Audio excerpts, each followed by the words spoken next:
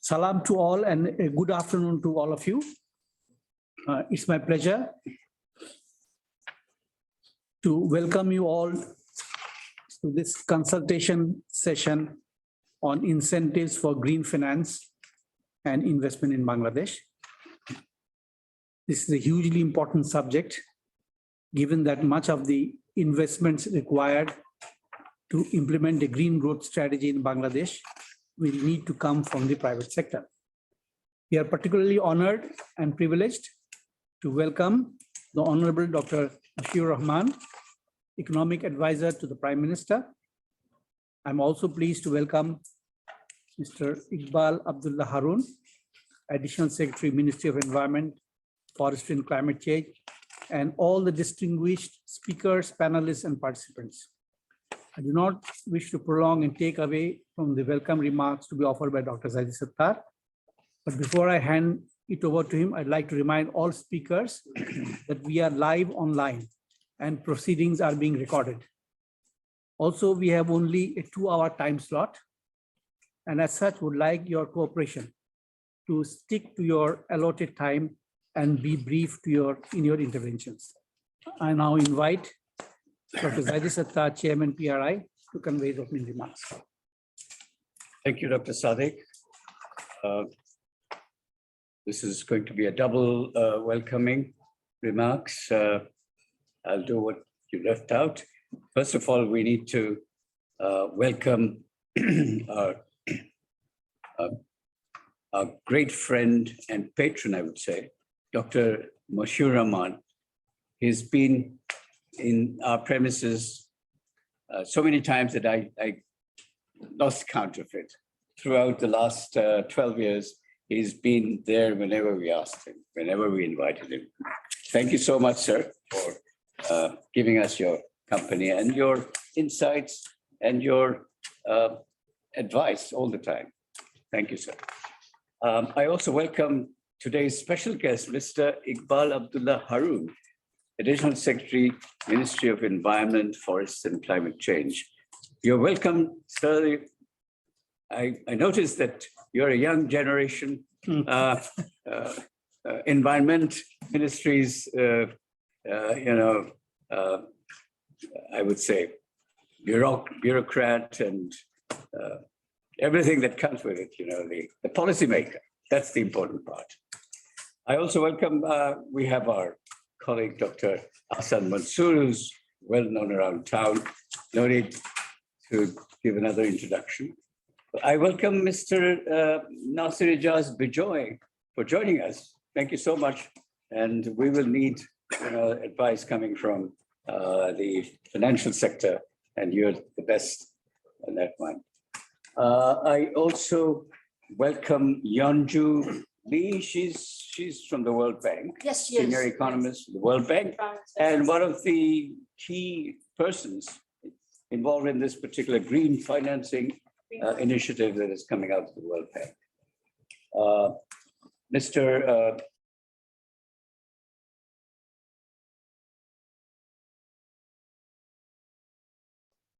I think this is Zoom. So welcome, welcome Naseem. Thank you so much for taking the time. We know that you're an entrepreneur, a young generation entrepreneur. Therefore, you must be very busy with your enterprises. We have Monica, the main presenter in Washington. And I got to welcome our main presenter today, Monica Kumar. Monica Kumar and she will be with us from Washington. Okay. 4 o'clock there in the morning. 4 o'clock in the morning, yes. Very unearthly time for you, but I've done that also myself. Very important. A number of times when I was. Yeah, we also have a participant from Korea. Yes.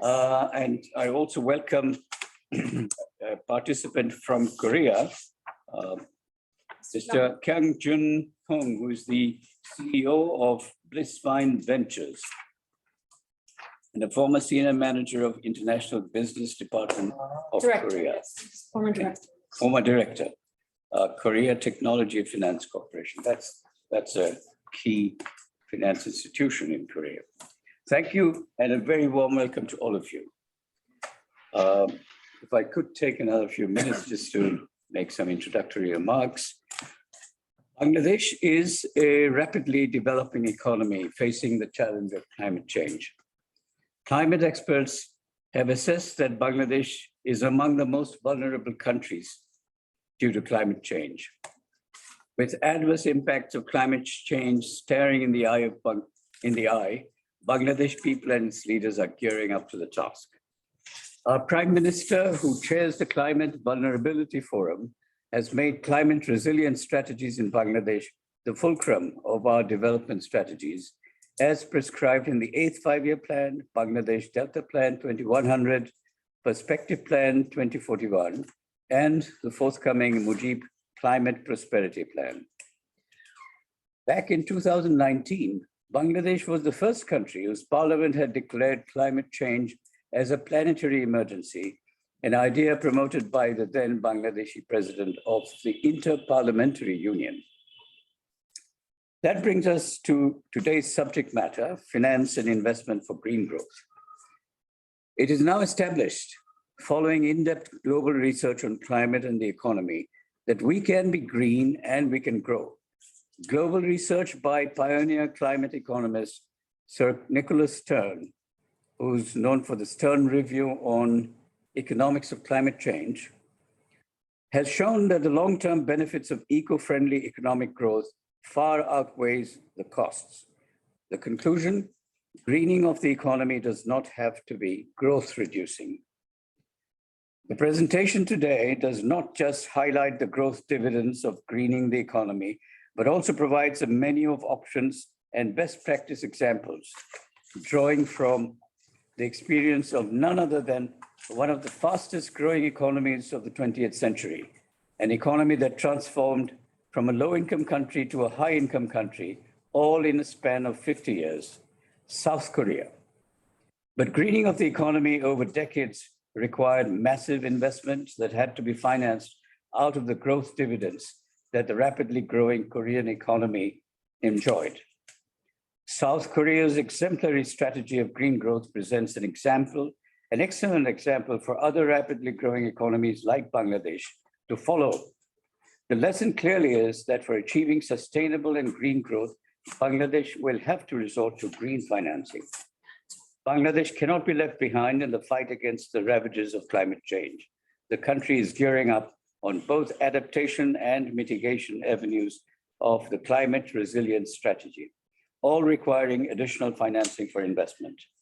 Though a small emitter of GHG, Bangladesh expressed solidarity with the world community at COP15 and COP26 to contain GHG emission to 2030.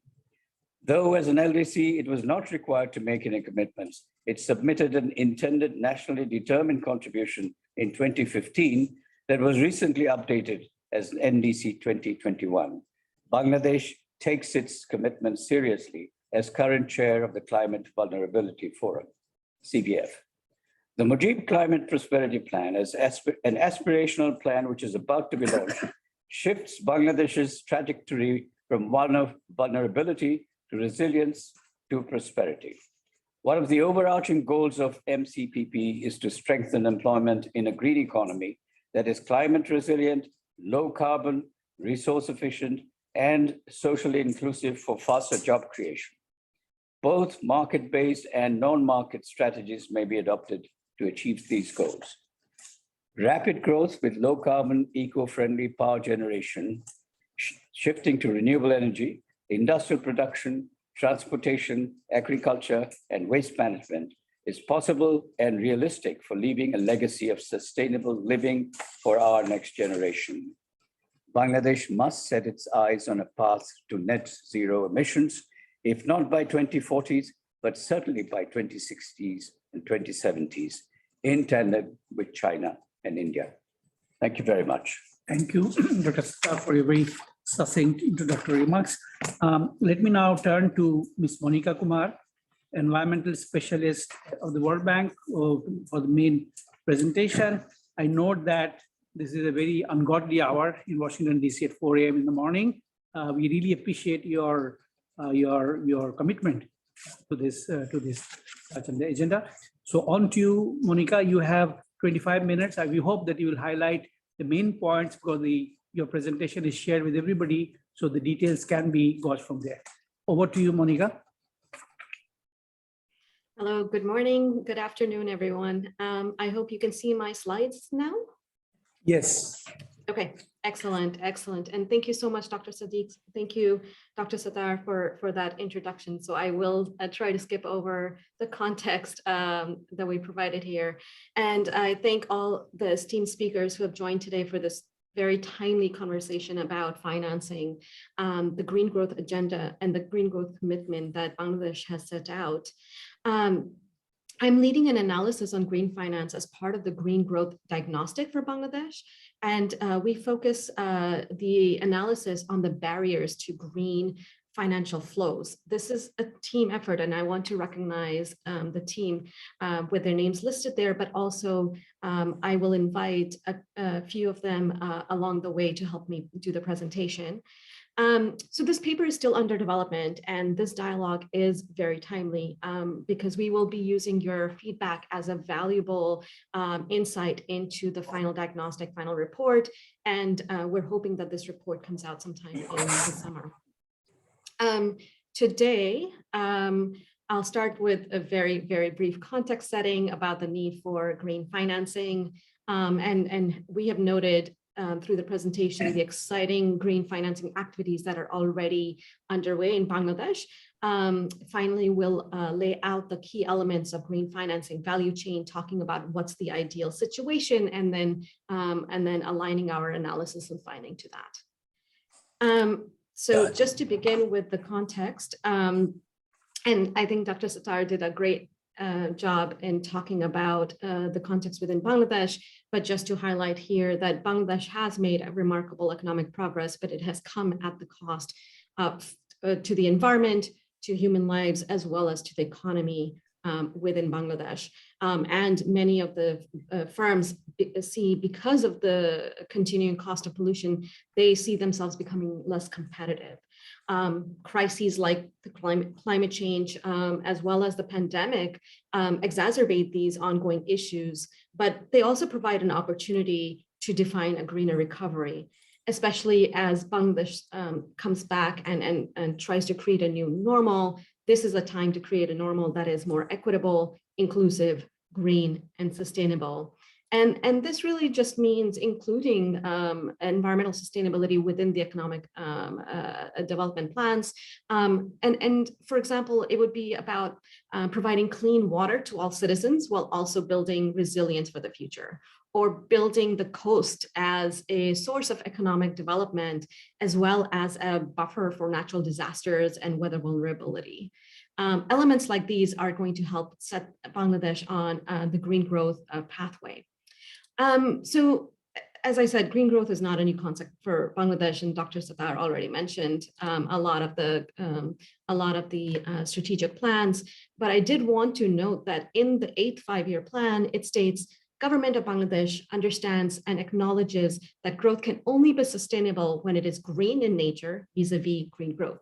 And we note that the Prime Minister has made these commitments on the international arena. There have been already several green financing policies that have been adopted throughout the years. The regulation that was established by Bangladesh Bank to promote the green banking, began over a decade ago, allowing and have allowed for the creation of the different green climate funds. Also, the target has been set that requires banks and financial institutions to provide about 5% of loans to green finance. We see that there are green grants, concessional loans, refinance schemes, incentives that have been provided to control environmental externalities have been provided to brick kilns and to effluent treatment plants.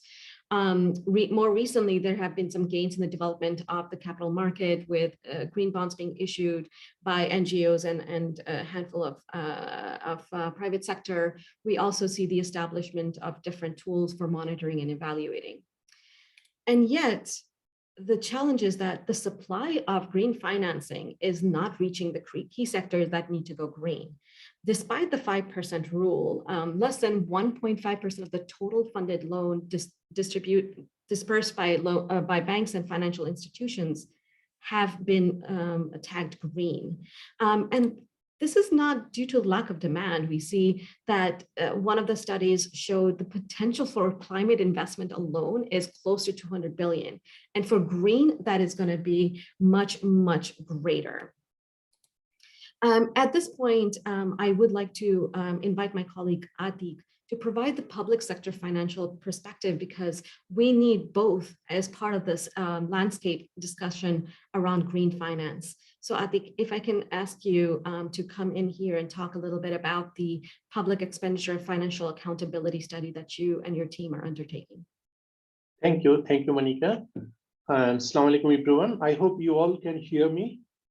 When it comes to the public financial management and also the PEFA, this is the fourth in a row. I think the first one started in 2005, then 2011, then 16, then now we are doing, including the PEFA climates, which will actually assess that to what extent Bangladesh's PFM system is ready to support and foster the implementation of government's climate change policies, and how those things are being converted into actions, plus actually how resources allocated to address the climate responsive plans. So mainly the allocation and also the utilization of budget, priority, and other things, particularly on climate smart agriculture, water sanitation, comprehensive disaster management, resilient water management, and other issues, actually how those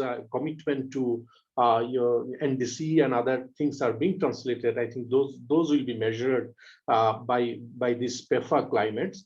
So there are, as you can see in the slide, there are 14 indicators. So of which actually the 9, the responsive revenue administrations, it is still not applicable for Bangladesh, because the assessment indicated that actually the climate responsive initiatives by the private sector and other things are actually not in a way tagged with the tax policies and also tax collections. So those or giving some tax incentive at the moment, although it is in the plan.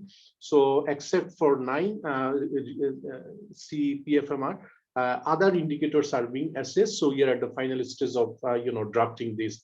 And on the left hand side, it actually just a summary depiction of how climate finance basket actually is filled from domestic and foreign sources of finance.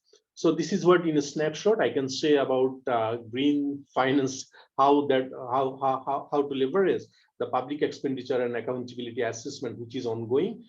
Surely we'll be able to conclude by next month, and we'll be able to share that also with the team, so that we can work and take it from there. Over to you, Monica. I think I should not spend more time on this. You can start from your next slide. Thank you. Thank you so much, Atik, for that overview, and for reminding us the role that the public expenditure really plays in the green finance ecosystem. So as part of our deep dive, we've also reached out to stakeholders in Bangladesh and hear many of the same concerns that have been outlined in reports that have been carried out in the past. The financial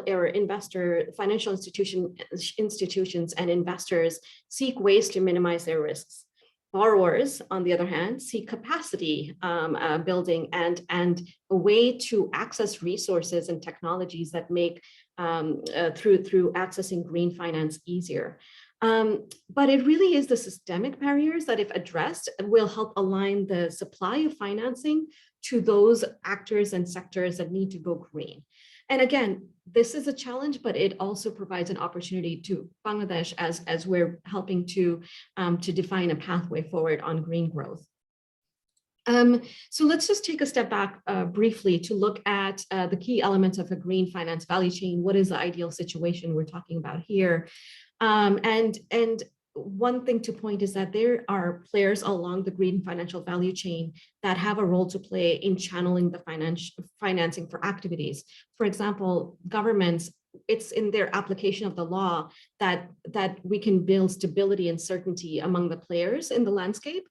And building on that stability and certainty, the providers of finance, including international organizations like the World Bank, or institutional investors who may buy bonds, or equity investors and other financial institutions, they really are looking for a clarity on information and return on guarantees. Most of them, especially in the green finance landscape, are not only looking for financial returns, they're also looking for the impact being made on the environmental social element.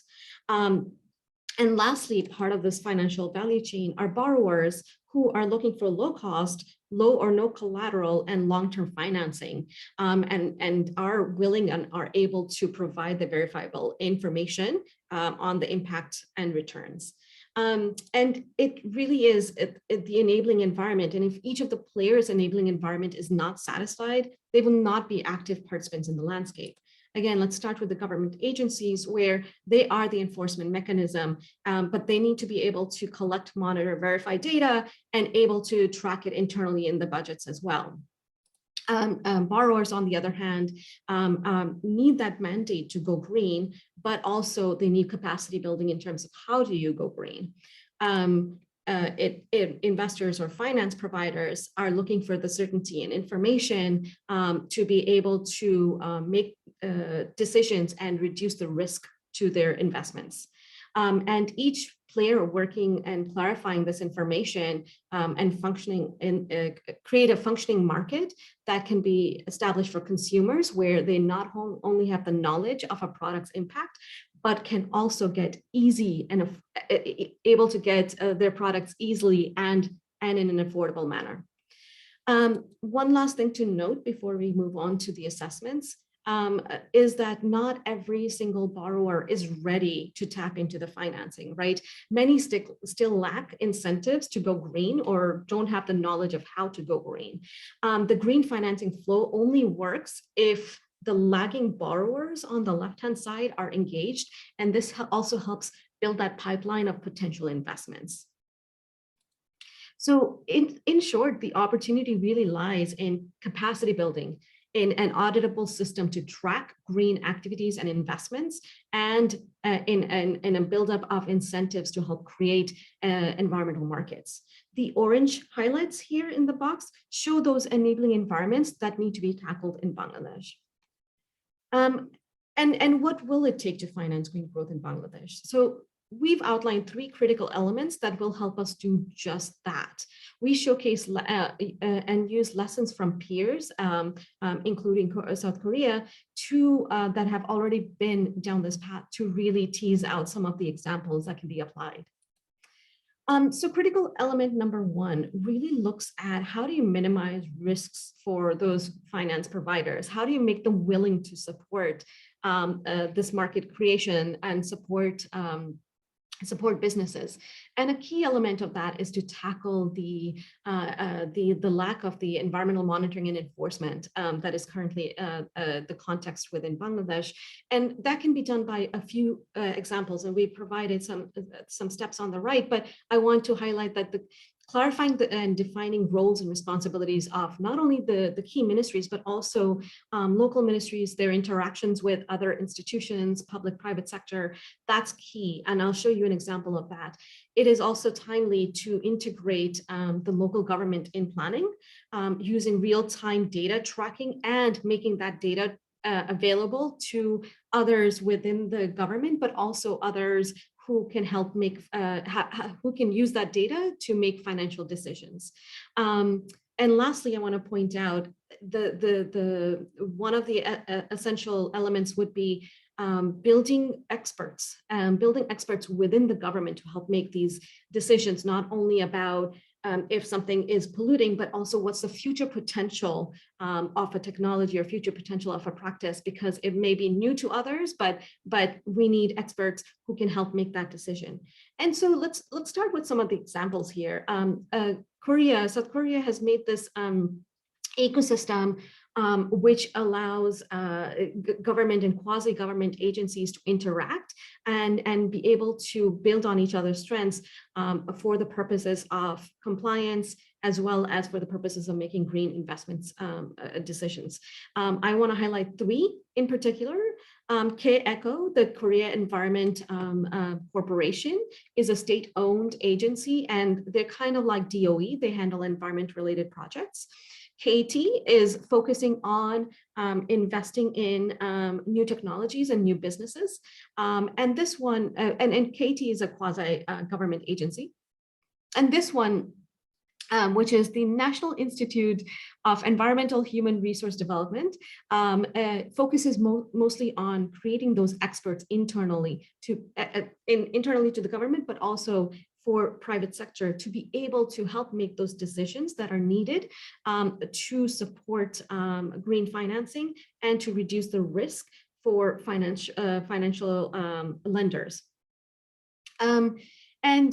The key here is that this group is under the Ministry of Environment, where the ministry provides oversight to this ecosystem. But we'll see later how the cross-ministry engagement really generates a cohesive pathway to green financing decision-making.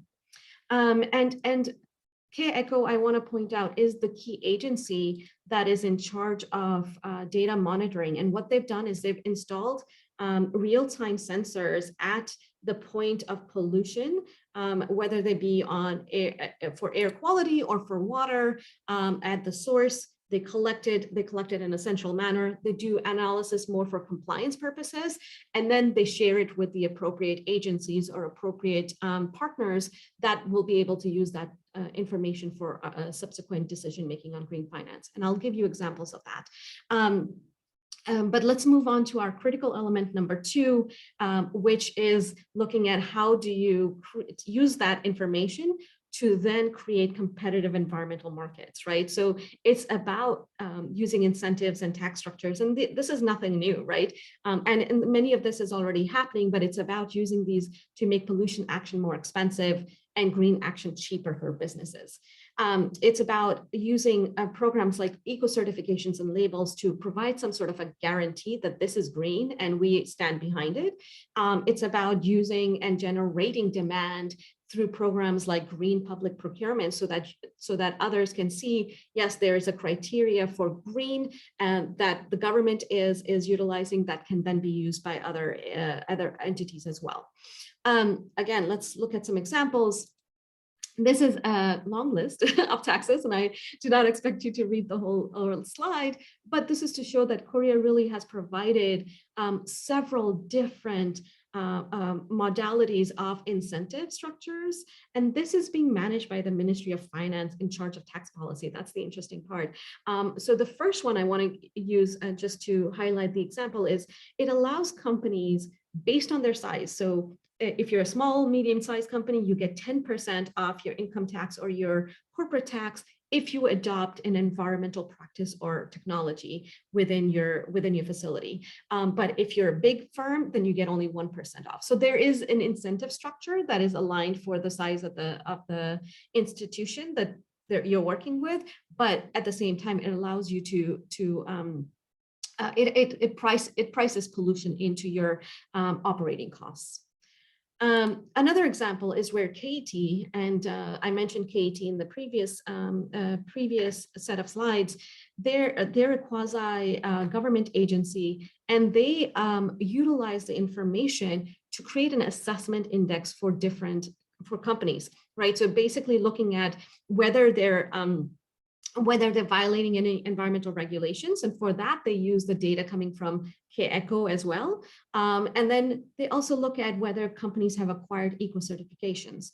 And this allows, by doing this sort of an assessment scorecard, this allows other entities like banks, asset management companies, insurance companies to make financial decisions, where they're able to use it as a pre-qualification assessment, for example, before lending or pre-qualifying someone to take a loan, or they can use it as a screening model. For example, for asset management, they can screen out anybody who has violations in the past 3 to 5 years.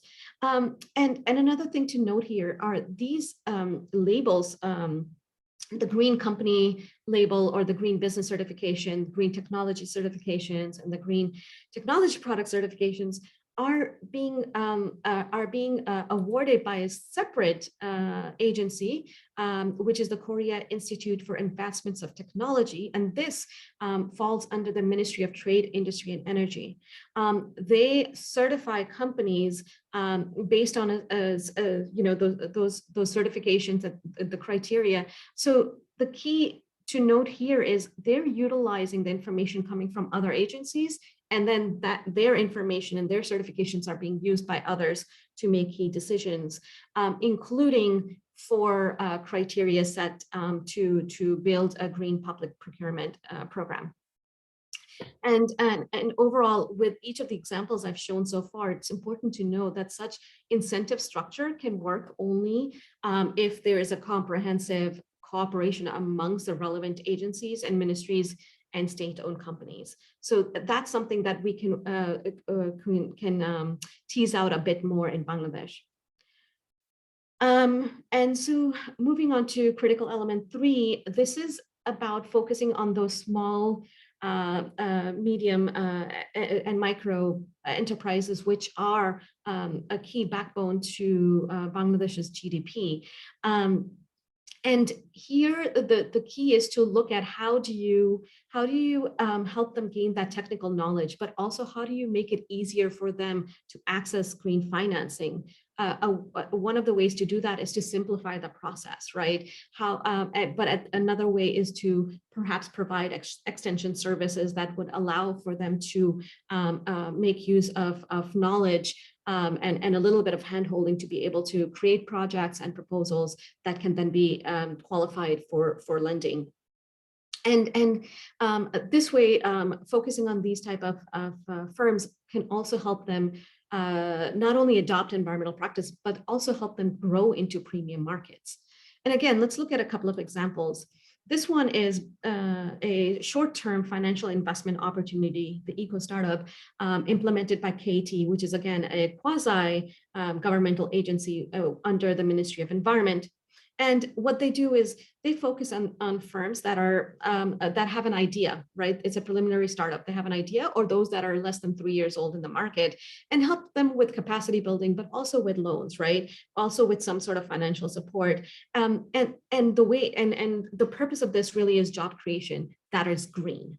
So building that economy, building up those entrepreneurs and those ideas and innovation that have yet to provide the solutions to the environmental challenges we face right now. While this is a short-term thing which comes upon periodically, there is an ongoing supporting system for SMEs by the Ministry of SMEs and Startups. And what they do is they look at providing long-term, low-interest loans. So for SMEs that want to adopt environmental practices, such as eco-friendly manufacturing or smart factories. And here the key is long-term, right? So the loans allow for 5 to 10 years. And that way the SMEs are able to provide some sort of return on investments and be able to shift their practices to be green. The third example I want to give you is more of a guarantee, and this one is implemented by Kibo. So our speaker from South Korea can also speak to this. But Kibo, which is also under the Ministry of SMEs, provides a guarantee. And the interesting thing about this is they guarantee the technology or the idea. And so the SME will send an application to the bank.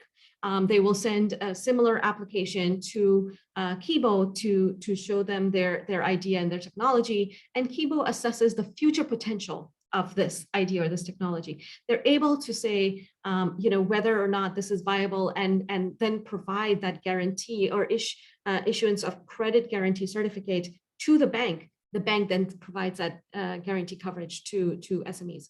So, the bank then issues a loan to the SMEs. So here, again, the role of the agency is to review the future potential of the technology. They do look at the credit rating of the company itself, but that's not the only decision making here. And the common denominator in all of these examples I've provided within this category is the need for technical expertise within the government to understand the viability of the business idea or the technology from the point of view of environmental and sustainability potential, but also their ability to approve and support and provide this assurance or guarantee so that it reduces the risk to lenders. Lastly, we have an example from Colombia where the Ministry of Trade, Industry, and Tourism has set up a program to provide extension services to address low quality managerial practices or productivity issues within SMEs. And the key thing to note here is that it's like a PPP model where the government provides 70% of the budget, the Chamber of Commerce contributes about 30%, and then SMEs the rest. And they have set up key metrics of success. So they have metrics on energy efficiency, such as to reduce cost on electricity, which is very tangible and practical, reduces the cost of operation for businesses. But also the program is required an improvement of at least 8% on each of these indicators. So the program overall has a metric of success that it has to deliver on. So the way that this is set up, the ecosystem within which this operates, is that the ministry has set up the program, which then works within the Chamber of Commerce of various regions and trains these extensionists who then work directly with SMEs. But they're not only limited to working within the program boundaries, because they can connect the SMEs to other programs and services to enhance their productivity and gain financial or green financing. Okay, so in summary, I know I've covered a lot today, but do want to summarize quickly the incentives for green growth in Bangladesh can be focused on providing policies and institutional structures and changes that leverage that enforce compliance, that provide this ability to collect the data and reduce the information asymmetries that financial institutions face, but also that are able to focus on SMEs and create an ecosystem of environmental management within the ministries within Bangladesh. At this point, I would like to also ask my colleague Unju Yi to join me in closing this presentation out. So Unju, if I can ask you to come in at this point. Yes, thank you. I believe we're muted. Thank you. I hope you can hear. I just want to help summarize and pull all those pieces together. Excellent job, Monica. Really great presentation. I'm really sorry the print was too small from everyone, so we'll send you an updated presentation. I just want to pull the last few points. I think, first of all, we're talking to a very distinguished panel here, so I don't need to reiterate everything you already know. Just want to pull this all together. One is we're seeing that really it's not just one ministry. The idea is, how can we bring green financing across and out of the burdens of the banks, out of the burdens of the ministry environment, onto the burden of all of us at the table? So this is a sort of a holistic approach that we need to take that hasn't been gotten at this juncture. So that's one. The second thing, that investing in investment in people and knowledge and technology. And I think we had an earlier conversation at lunch, and you're right, many things are set up. However, we must not go into the performance, the quality, the delivery. So how can we work on this? And I think green financing has an incredible opportunity to get us to that level of detail and quality measurements and KPIs. You've heard my colleague from public finance performance team also. When we look at public financial structures, there's also KPI there. So there's an opportunity here, but the idea is all of us have to have the same page. I feel that many of us have really great intentions, but we're all on different pages at different tables.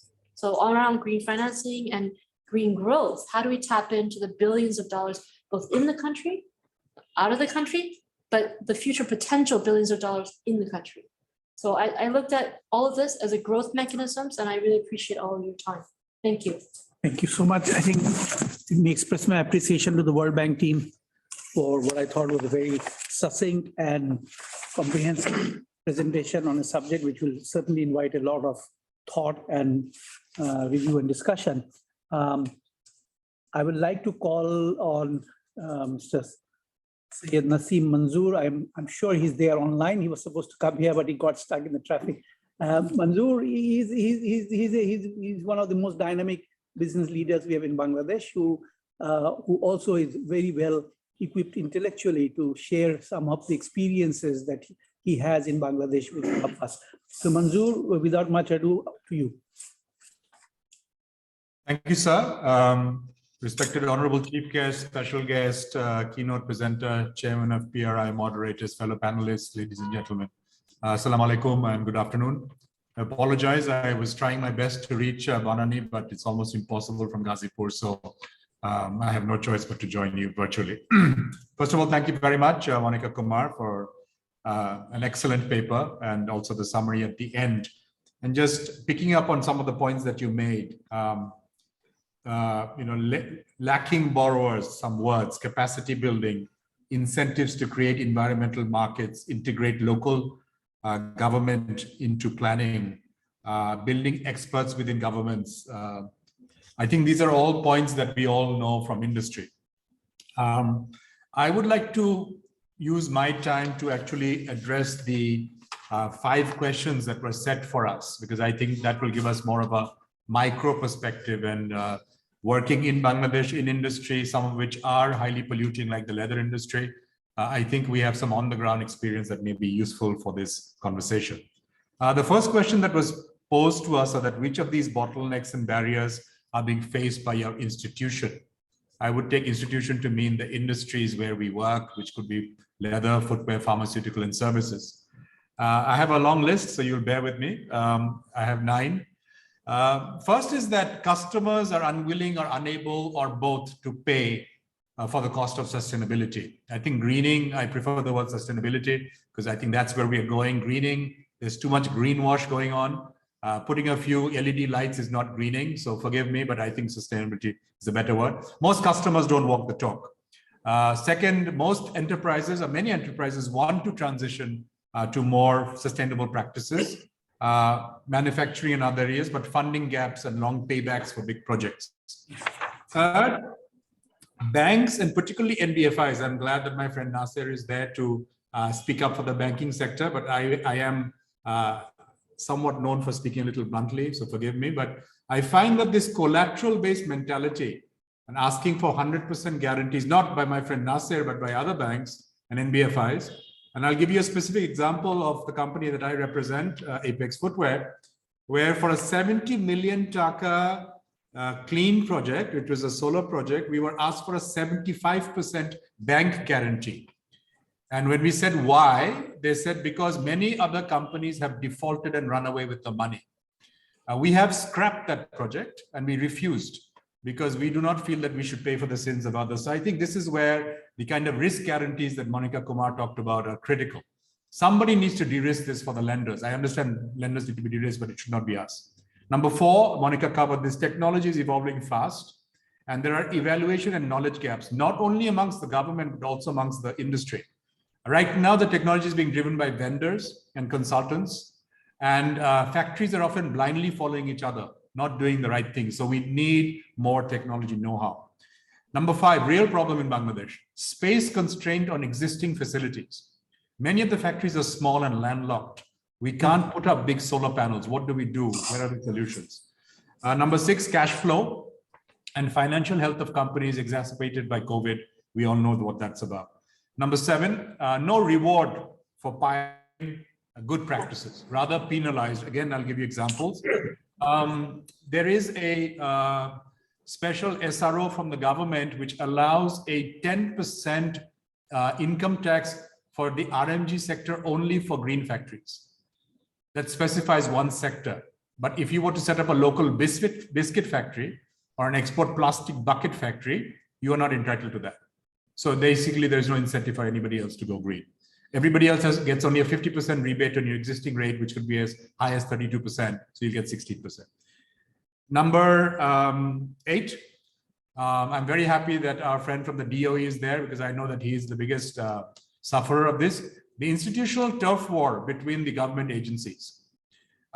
We find government agencies who know nothing about environment talking about environment. And this is a huge problem that industry faces. The DOE knows what TDS and SS and COD and BOD is.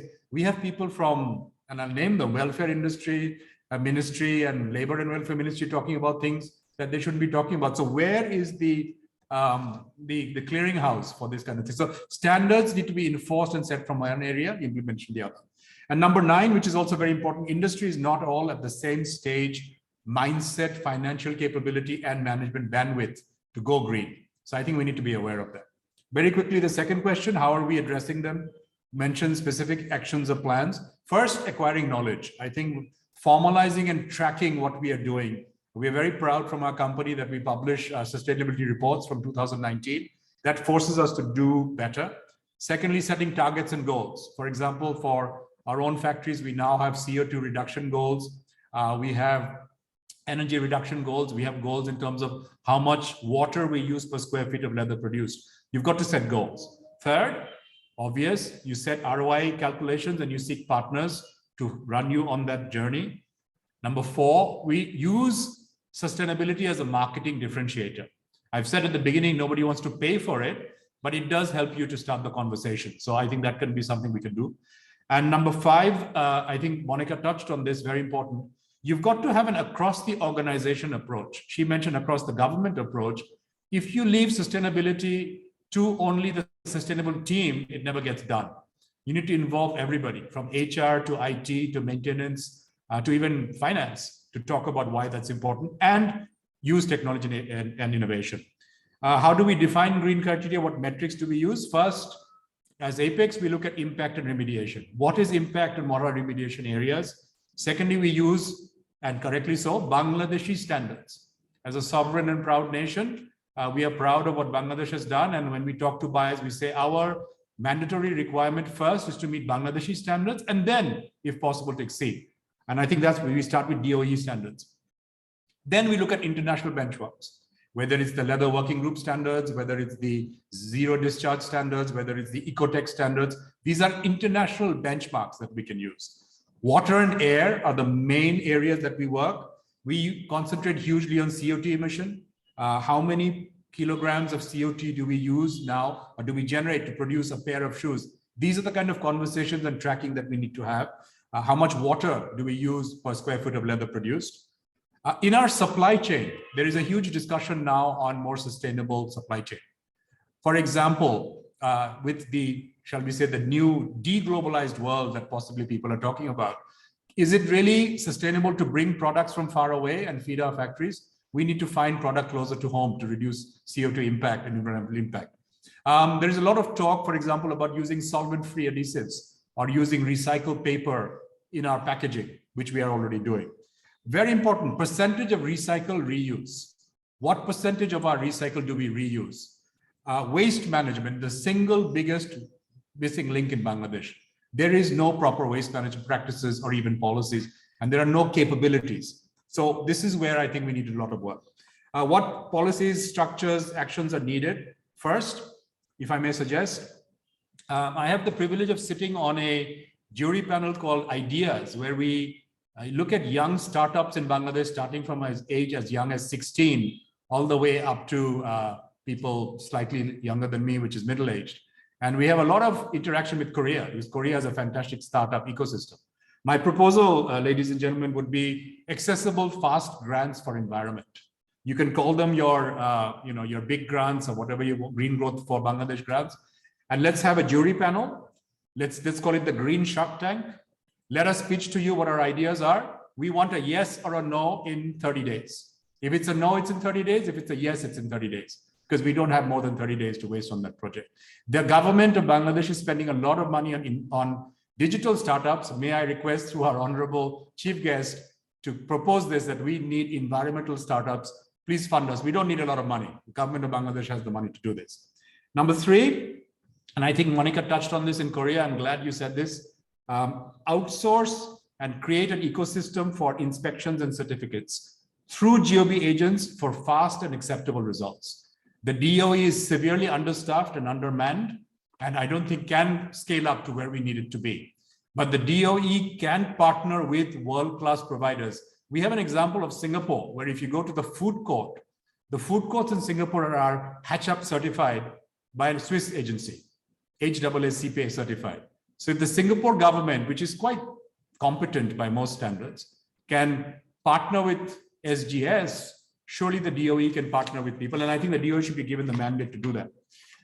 We need to onboard local, private, and public universities with funding to fill the technology gap. I would like to stress public and private, because I think that technology gap can be addressed by them. We need a clearinghouse. I had used the word clearinghouse. Monica Kumar said ecosystem. I think it's the same thing, for best in class neighborhood and industry peer practices. For example, what are people doing? I love this concept of KIBO and KETI. I think we need agencies like that to tell us what are the best practices, because the industry is busy doing what we do, which is chasing business and trying to stay competitive. We lack that knowledge.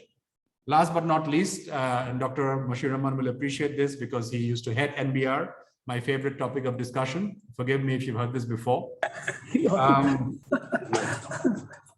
We saw a fantastic list, and I'm sorry, Monica, you ran over that quite fast, of incentive structures for greening. And you said incentive structure, may I quote, incentive structures can only work if there is comprehensive collaboration structures between various government agencies. May I say that's completely lacking, both the structures and the collaboration. The NBR, number one proposal, the implementing agency NBR, the green tax for RMG, SRO 255 dated 2017-2206, paragraph 28, only for RMG 10%. Why? 2021, why are we still having this discussion? Number two, Department of Environment, implementing agency, the definition of green. Is having a lead building only green? Is building a roof garden only green? Is actually reducing impact? And we've seen examples of Korea, what green can be. So we need somebody credible to set those standards so we can achieve those standards. Number three, the Department of Environment and the Bangladesh Bank, we need, I think, more qualified and credible auditors in the GOB to have the technical capability to audit us when we say that we have green projects, because we find that missing. If necessary, partner up. And you can do it on a revenue share basis, so government doesn't have to spend money on that. Number four, and I've already said this, the Bangladesh Bank, led hopefully by our honorable advisor, we would like to propose this Green Growth for Bangladesh Fund, startup fund. You can cap it by industry need and sector. You can cap it, and it must include local manufacturing. This obsession with export only needs to move now to local factories as well. We want to build locally green factories. Number five, NBR. Currently, we saw Korea is incentivizing. NBR currently charges us import tax and supplementary duties, advanced income tax and advanced VAT, not only on machinery, but on reagents for chemical testing for pollution treatment labs. We see no reason for this. You're disincentivizing people to do this. May we propose that these be removed by the NBR on an emergency basis in the upcoming budget. And last but not least, I would like to propose that the BIDA, in collaboration with the Department of Environment and FBCCI, prioritize by industry, which are the industries that need to go green first. And I would like to start with the brickfield industry. We have seen that some of the highest contribution of air pollution in this city today is coming from brickfields, tanneries, local dyeing and washing plants, and pharmaceuticals. Having said that, I'd like to thank PRI for this opportunity. I apologize once more for not being able to join you. Thank you for the time. Thank Naseem for your very articulate and well thought out, actionable, I would say, suggestions. I think they're pretty much links to the policy framework that is doable in Bangladesh. So appreciate it. And that's big. It's important. It's coming from somebody who is practicing green growth in Bangladesh. So it is very. I'll be knocking on his door. Yeah. So I'll be knocking on. Yeah, you can knock. I turn to Dr. Asan Mansoor, let me remind the audience that he's not only a PRI executive director, he also holds another hat, which is chairman of the, Bragg Bank. Bragg Bank. And so he has a lot of experience on the banking side. And Bragg Bank, as you all know, is a pioneer on small and medium enterprises. We can touch on that agenda. To you, Asan.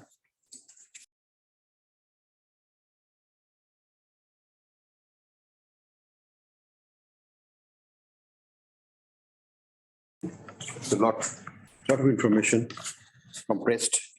Hard to digest, but I learned a lot from that. And particularly the Korean experience is very relevant, and I appreciate the reference to that. I just wanted to focus primarily on financing part of it, not the broader cleaning of Bangladesh economy part.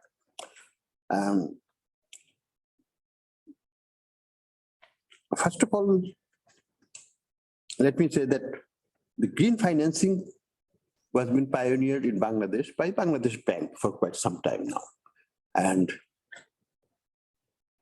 first was the establishment of a sustainable finance department in Bangladesh Bank and green financing policy framework. In terms of policy framework, we reviewed Bangladesh Bank's policy guidelines and so on. They're quite up to date and quite ahead of rest of the financial institutions' engagement with green financing. But that being said, also Bangladesh Bank established a green transformation fund, a concept that was born right in this building actually when Dr. Atif was the governor. And we proposed as part of an IFC project that we need to establish a fund for particularly for the industrial sector to transform itself into green construction and green factories and so on.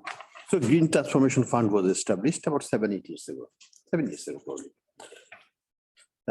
But in terms of actual performance, it has not been very good. As Monica rightly put it, that total disbursement is still in the range of 1 to 1.5% in the green financing or sustainable financing category. Bangladesh Bank's target has been 5% and then it is 10%, but we are nowhere near that. Far behind. The target is not a mandatory target, it's an indicative target. And to encourage banks to lend more to sustainable financing, they also started doing a ranking. And most recent ranking was done last year, so on the basis of the performance last year. And they've identified the top 10 banks who have done well and recognized it. They have not ranked them 1, 2, 3, 4, because that's the first time they have done it. So they said that, okay, we want to recognize everybody, all the top 10, but not identify the number 1, number 2, number 3, etc., etc. So they're taking it. I think the Bangladesh Bank is making good, sincere effort. There is no issue of their, what they call, sincerity in terms of policy intentions. The problem is that twofold. The process. Process is always being, in Bangladesh Bank, in many cases, it's very cumbersome. And that discourages banks from using the facilities. For example, the Green Transformation Fund, they could only disburse about, last time I heard was 135 million. That's about 2-3 months back. That has been disbursed so far. And they're looking at something another $50 million in the coming several months. So it's not a very encouraging sign that we need to do a lot more disbursements from that fund. And the fund has money and sitting. So right now they have about probably $450 million together with the euro component of 200 and dollar component of 200 million. So it's total will be 450 million US dollar equivalent resources, and it can be augmented, but if you're not using it, you cannot be done. So what is the problem? Problem is the procedures. Problem is that Bangladesh Bank rule says that, well, you can only finance the import of capital machineries and all that, but will not finance your building. So they said that, well, how can we do have two projects then? One for the building, one for this. And there is that kind of complexity. And say, okay, I'll go to only one and forget about Bangladesh Bank. So the clients find it cumbersome. The banks find it cumbersome that for the same project, we have to do two separate tracks, things and so on. So we've been telling Bangladesh Bank that merge it, make it a green means green with the building and this all together. Make it. So that's probably will happen or may have already happened, I'm not sure.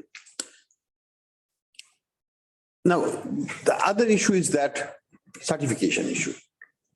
And there also there are a lot of institutional weaknesses. Yes, for power sector, SHREDA is there. It may have the capacity, I'm not sure about how much, but they are the authority to certify. Okay, fine. At least we know who is the authority. For all others, it's not very well defined. And their clients face problem. Who to go? Where to get the certification? And without the certification, Bangladesh Bank will not release the funds. And if you don't get the refund, so banks find it difficult also to deal with the clients with this kind of process. So we need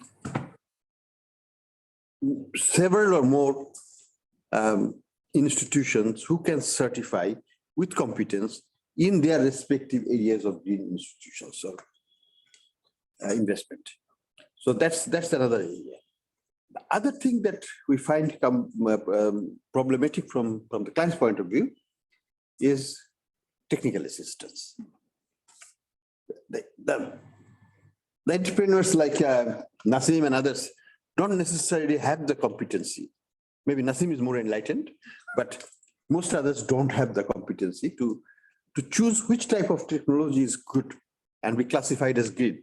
I don't know, as an entrepreneur. Somebody has to tell me that these 20 items, if I need a boiler, what kind of boiler will meet that requirement? I don't know. So there is a need for technical support for most of the enterprises.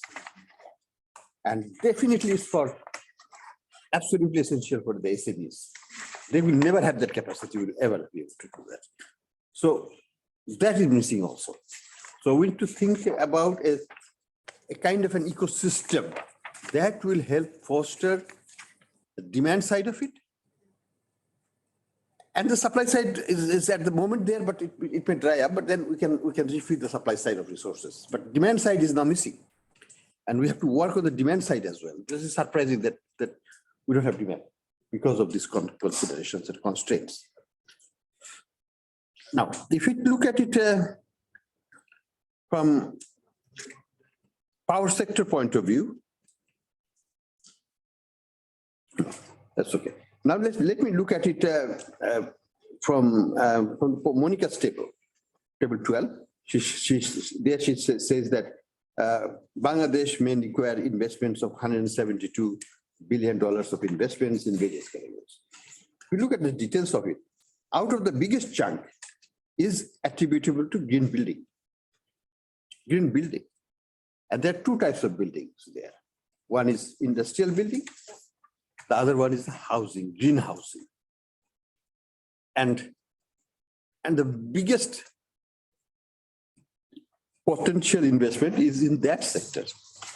And sorry to say that on the green housing side, the discussion has not yet been started properly in Bangladesh. That's correct. Not a single one really institutionally built. One or two examples of have been set up in Gulshan, one is that, but those are very isolated individual efforts to do it. They brought the certification done from outside and so on. Where is the domestic effort for certification, for making it popular? For example, in the context of affordable housing program, but I think you are also helping us in that participation and so on. It has been determined that green housing is not necessarily costly, but there is a perception that green housing means it's very costly. It's not. It's about 3-4% extra cost involved, but that extra cost can be recouped in 2 to 3 years' time with savings in energy bill, savings in water bill. That will take care of it, and sometimes the savings in interest cost as well, because green financing, if it's made available at a little bit of cheaper rate, that also reduces the eventual cost. So eventual cost of green housing is lower than a conventional housing, but we're not doing it. But the thing is that housing construction accounts for 18% of global greenhouse gas emission. That's a huge component after the power sector. That's the one, largest one. So we're not doing anything on that. Our construction sector, where the bricklines come in, where many other components come in, including the tiles production, these, that, they are not geared to be green. And the way we construct our buildings require fundamental changes if we want to really make them environmentally sustainable, green, and reduce the greenhouse gas emission in the process. So that's a major undertaking, which we are unfortunately not doing much. Some talk is going on about putting solar panels on the RMG factories and some other factories. That's a huge potential also. But very little has been done so far. There's a huge potential on that. We can, if you want to achieve 10% or 15% target for renewable energy, we have to do it. No question about it. The other area that to focus on is the agriculture sector. There is about 350 to 400,000 power pumps, which all can be converted into solar power pumps. And the process is on. ITCOL with Shreda and others are in the process of, they've undertaken something in the next few years. They will convert about 40 to 50,000 power pumps into solar pumps. But that is, why should we be depending on only one organization and one process? We can certainly double it up or multiply it so that all 350 can be converted in the next 3-4 years. And we can really make a significant progress towards the, what you call, sustainable generation of power in Bangladesh, which is really lagging. Finally, also we shouldn't forget about transportation. This is an area we cannot ignore it because the world is moving towards electric vehicles. And in 10 years' time, there will be no car that is not non-electric. We have to look for really like old days, black and white TV type of things. If we do not transform ourselves, we'll be in the market for looking for black and white TV, which will be more expensive than the color TV in today's world. So essentially what I'm saying is that we have to start preparing for our vehicle system, for recharging stations across our highways, convert some of these power, not convert, but simultaneously, they can dispense petrol, diesel, at the same time, also have electric charging stations in the same buildings and so on, same compound. So this transformation process must start because transportation related investment is the second highest thing in Monica's table also. So if you want to focus on that, we need to focus on the transformation of our transport system to make it more greener. Last thing I want to say a little bit is on the SMEs. Yes. This is a sector about which we talk a lot, we do very little. And here we all know that they don't even have the access to finance. And forget about access to green finance. They don't have it, simply zero. It's zero. And zero because they do not have the technical know-how. Zero because they don't have the capacity to even go to the central bank and ask for it. They do not have the money to get technical assistance from anywhere. They don't have the skill. They are not allowed to have group financing, which is a proposal that came from the industry side, that let's allow the SMEs to have group financing for 20 of the same factories, same type of factories in a cluster, give them one loan. So that there's a prototype arrangement. Everybody gets greener and you process one loan for everybody, guaranteed by all 20 firms, etc., etc. So there are innovative ideas which needs to be incorporated into that. And also, I must say, that Korean type SME intervention is very relevant in this case. They have done fantastic things. Of course, our SMEs is much smaller than Korean SMEs, I have to say admit. But that being said, we have to cater to our size. We cannot create a 20 times bigger SMEs overnight. It can happen after 20 years, but not now. But we have to work with these micro operations and make them happen. I think we have to engage with the financial institutions for the most part in this case. Focus on those financial institutions which have done good SME work, allow them to develop the technical capacities or access to technical bodies so that they can do the technical evaluation certification quickly and help the SMEs in a clustered way to get the job done. So the dialogue should be with this, and the government, of course, can help that with some bit of what you call subsidized financing. Setting the standard, of course, Ministry of Environment has to do that. But the certification process needs to be easier, simplified, accessible, readily available. Yeah. So you can make a phone call and somebody will come and do it. Not wait for the bureaucrats to be called and they will not come and waiting for months. So they can do that. You can have a good starting point in all these areas which can really transform the country and have the financing available. Thank you. Thank you, Dr. Hassan Mansoor, for your very constructive and thought-provoking suggestion. I think the SMEs certainly need a new look, new thinking. You're absolutely correct. We now turn to Mr. Nasser Ejaz Joy, another very fine, Bangladeshi, I would say business leader and a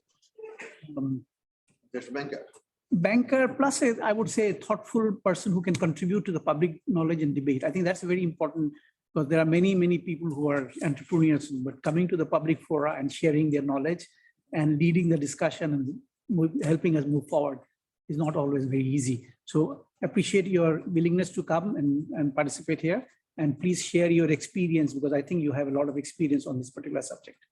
Thank you so much. Thank you for giving me the opportunity. Maybe easier if I still It's okay. Thank you for giving me the opportunity. I feel privileged to be part of this, August, panel of speakers, and I think from our side, what I see is that it's also a combination of demand and supply issue. It's not only supply; it's also about demand side. And so let me share a survey that we have found. When we did a survey amongst the international brands, and the reason I'm sharing this survey results is because we see in Bangladesh most of the driver for moving into green and the sustainable initiatives are driven by the buyer's requirement more than what is being self-propelled. I mean, there are instances where self-organizations have started their own, but it's predominantly from the need from the buyer, requirement from the buyer to comply with it that actually has driven it. And why I'm saying that, because we have done a survey which shows 61% of the investors say that they will not invest in a company which does not have a net zero transition plan. By 2025, 78% of the international brands will start removing suppliers who do not have a transition plan. And the good thing, what probably is something of my colleague from MCCI, Nasim Mansoor mentioned, is a good news that 52% of the buyers say that they will start giving up to 5% premium for those which has a net zero plan and transition plan, or disincentivize those who are not on board as yet. So this actually means that either form, there's an urgency to adopt the green, accepting the green economy. But I think it's probably best to look at not only restrictive green, but also wider sustainability agenda from that perspective. And since I'm from the banking industry, I'll probably talk more about the banking lens, from the banking lens side of it. Clearly, this is as much as a increased cost, but as it is also a huge opportunity. And if you look at the global green financing market, which was around in a year, it was around $4.2 billion in 2012, has reached to 297 billion in 2020. And we're expecting this to be about, it will cross $1 trillion market size by this year and $5 trillion by 2025. And why am I confident? Because the full year of 2020 had issuance of 297 billion, whereas in 2021, half year was 237 billion. So it's clearly showing that the significant growth that is demand on the issuance of the green bonds. More importantly for Bangladesh, because of the fourth industrial revolution, we are expecting loss of job. But this green economy is actually create globally 23 million jobs. So it's clearly there is a significant opportunity. And in the paper highlighted about $172 billion by investment requirement by 2030, which clearly shows the opportunities there. Now, what did the other countries do well to have this transition more effective? So we've seen that from the government's perspective, there's a huge investment in the assets which are compliant. It could be renewable energy, it can be water treatment plant, recycle industry, mass transit. There are also a variety of incentives provided to the parties who are involved in this industry, be it a financier or the investors. That's a very common theme. Obviously, green bonds were issued by government, where the investor can have participation on a larger scale. And this can be something like, as Asan Bhai mentioned about, it's a collateralized lease loan obligation, or rather instrument which covers multiple borrowers' receivables. So that can be another way of raising. So it reduces the risk because it's a diversified portfolio. And if it's issued by government, then it's even better. So government can participate in a place like, and I'll give an example subsequently. There is huge capacity that can be brought in where government can raise a fund by issuing the bond. And with government participation, the risk obviously goes down, and therefore there will be more participation across the sectors. Capacity-wise, I think they have invested significantly. One of the perfect examples is Korea, where it's capacity building in terms of technical know-how. It's also about funding and also about risk participation to access a larger market in this. Now, if you look at the actions that we think is going to be helpful, obviously the monitoring and enforcement, and that's where probably the supporting the circular economy is very important, because the circular economy is about extending the life cycle of each of the investment, each of the products and raw materials being produced. Why is it important? But we are unable to, it's impossible to eliminate absolute emission. So there will be emission happening. So if we can recycle it as much as we can do it, then it actually, reduces the impact. So that's where we have to do it. And how do once we have the monitoring mechanism in place, then it actually decentralizing the non-compliance one. So, and that actually pushes people to be more compliant on that side. And capacity building is actually related to that, because it is about private sector capacity building, public sector capacity building, as well as financial sector. And that entire ecosystem of Korea is a good example for that. Now, when we talked about let's say we talk about financial power sector, the challenges the bank face is that if you compare to the IPPs of the, which are non-renewable versus those which are renewable, the biggest challenge we face is that there's no minimum capacity payment. So there are three challenges I'll share. One is there's no capacity payment. So there's if they don't use, they don't pay. Second is about land acquisition has to be done by the company. Now it is same for the other fuels, but the issue is they don't require as much of land. We need 5 acres of land per megawatt. So which means that it's quite difficult for an investor to acquire, let's say, 500 acres of non-agricultural land for this. So there are options, and that's why I was saying that government can play a role. So if you can create a solar park where you have this evacuation line and everything set up, then actually the cost comes down, because it's only about the plug and play, the inverter and the panels and the related issues, instead of the construction of evacuating land, acquiring land. All those actually goes up significantly. As it is currently, the cost of power plant of renewable are higher than the fossil fuel. So obviously there is a kind of challenge. So it can be addressed if we can remove that challenges and provide that thing. So, and these solar parks can be financed by the bonds issued by the government, and that's going to be very useful. The other thing is about we talked about the guarantees, right? So especially for the SMEs. Currently, we have a credit guarantee scheme under Bangladesh Bank, but this is not very effective because the settlement procedure is quite cumbersome and it actually is very narrow based. So I think it's our recommendation. I've already submitted this to expand this, and this will help especially for the SMEs to participate on this.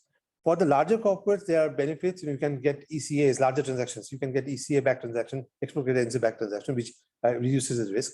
But at the same time, if we can allow multilaterals to participate in those schemes, it will be helpful. So we have done the first IPP grade power project, which is Technaf Power, where we had guarantor coming as non-funded risk participation and into multi-currency, and it helps us to extend the tenor as well. So this is one example. We issued bonds for the microfinance institutions, Sajida Foundation, and also Pran for their investment. So I think it's not that the market is not there. It's just that we have to engage them and provide insight. Now, clearly, because of the higher cost of production, it actually creates a negative impact for both the investor and the lenders. There are two ways of handling it. One is we all talked about the incentive tax. That is obviously one option. But the other option could be if the lenders have an RWA risk-weighted asset benefit. So what happens is that currently for public service sector, PRA, let's say in UK, they give up to 25% RWA benefit. So if you provide that RWA benefit for green entities in Bangladesh, financing green entities in Bangladesh, then actually the bank's ability to absorb risk is higher. So the pricing can go down. So that's one of the points. But I think one of the important things is about the changing the culture. Culture in all of our minds, because if you think about just digitization, it actually has significant impact on emission. How does it do that? Let's say think about bank. If we can move most of the activity of bank on a digital platform, then you don't need to travel to bank. So emission, the paper trails, you don't need to have paper trails. So there's significant the power, everything. So actually there are significant ways of addressing the green thing, and the digitization can play a significant role. So I think it requires a radical collaboration to ensure that we actually can be more effective than what we have done so far. So I'll stop at that. Thank you so much. Again, have that.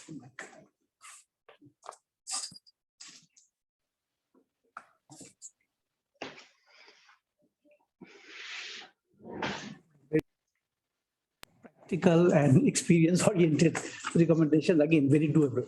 That's a good point about that. Let me now turn to Mr. Kung Jin Hyung. Pardon me if I have not spelled your name correctly.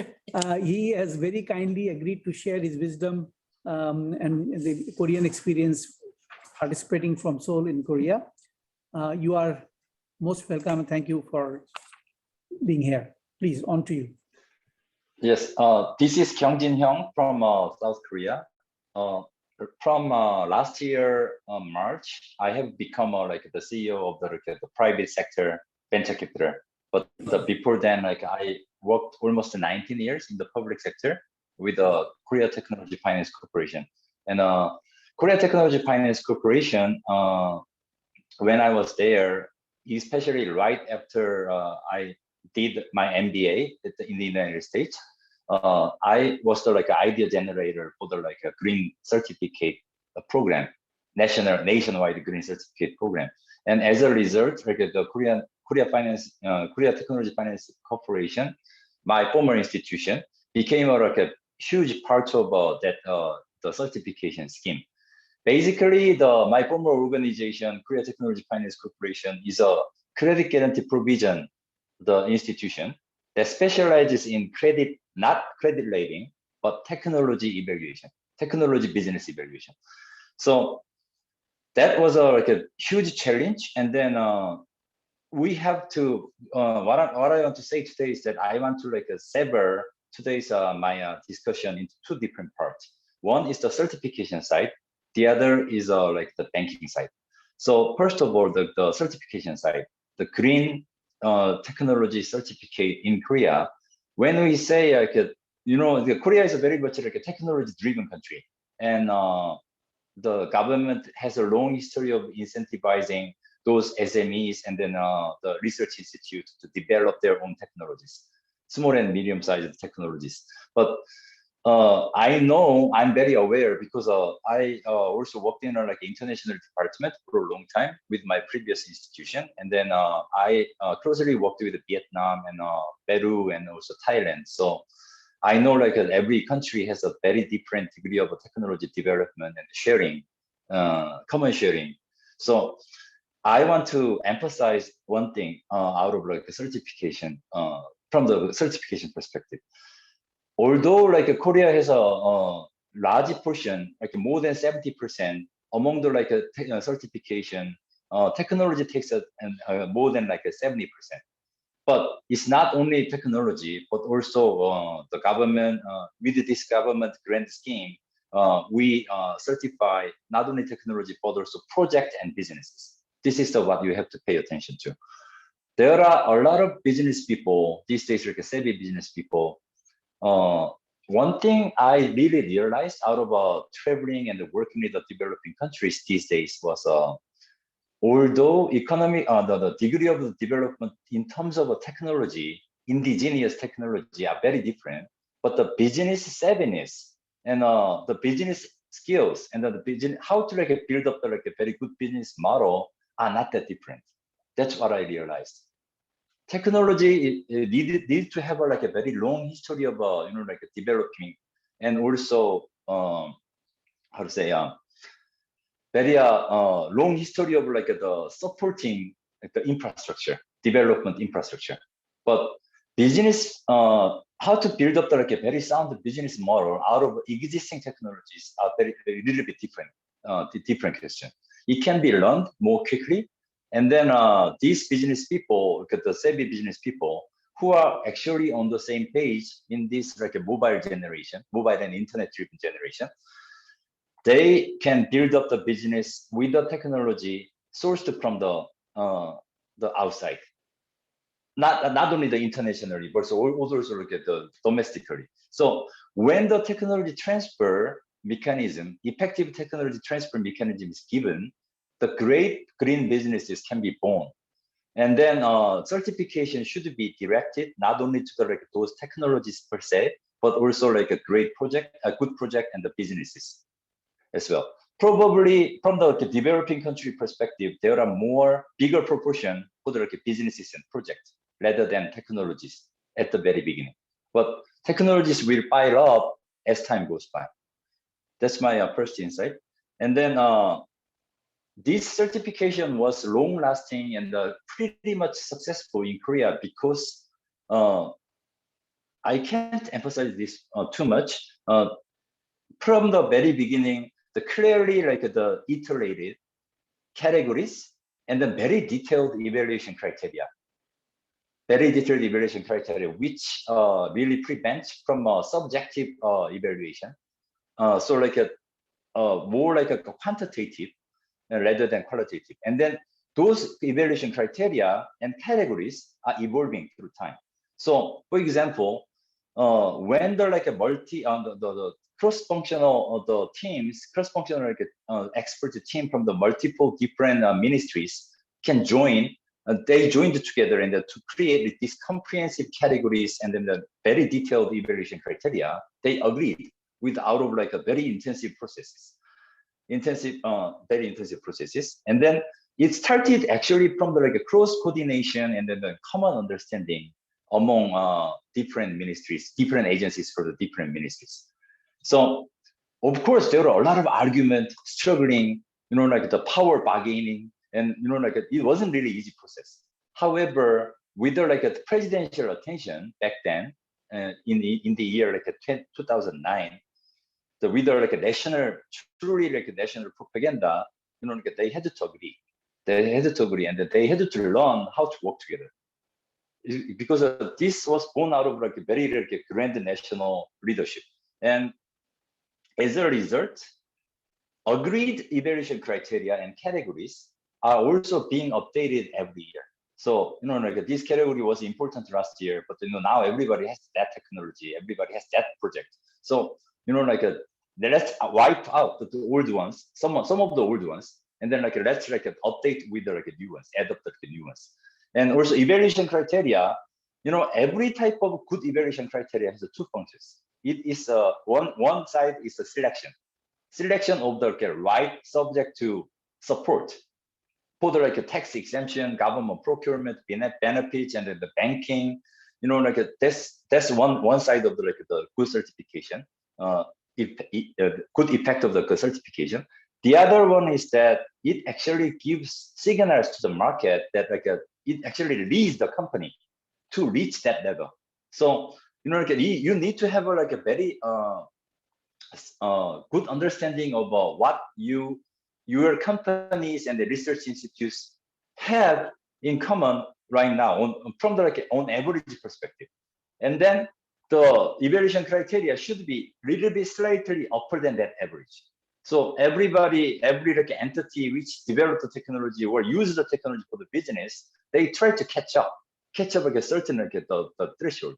So entire ecosystem evolves through time that way. So when the evaluation criteria is built very elaboratedly with that purpose, and then it not only selects the good project, good businesses, good technology, but also it leads entire green sector to evolve to a degree every year. So that's one thing that I want to focus under the stress. The other thing is that although there are seemingly good enough technology and a business with a good intention are not necessarily economically viable or functionally okay. So, the bad thing out of my 20 years of almost 20 years of experience of financing these technology-driven businesses and the SMEs, and then from the policy perspective and the private sector perspective, what I realized is that matching is very important. So, for example, of course, I think Bangladesh also has a great entrepreneurs with the great entrepreneur with the right competency. Probably there are a few people. There are a few companies like that. But the thing is that this small number of highly qualified projects or highly qualified businesses are overly paid attention to. They get over attention. So for example, this kind of economically, basically originally economically viable project can be addressed by the market. Even for from the equity investor perspective, this is a lucrative business opportunity. Then let them finance them. And then, but the thing is that normally these businesses attract public funding, grant, and at the same time, the government concessionary loans and then equity investment, they attract everything. So this doesn't sound very bad thing, but when we try to achieve a certain goal from the national grand level, let's say from the policy perspective, there are technologies and there are business entities, there are projects which are very meaningful, but from the banking perspective, less attractive. In those cases, government grant and the public sector, the lending, public sector loan should be directed to those areas. And if it is bankable, is very bankable, very highly attractive from the banking perspective, it should be addressed more from the private sector. This is the basic concept that I want to stress.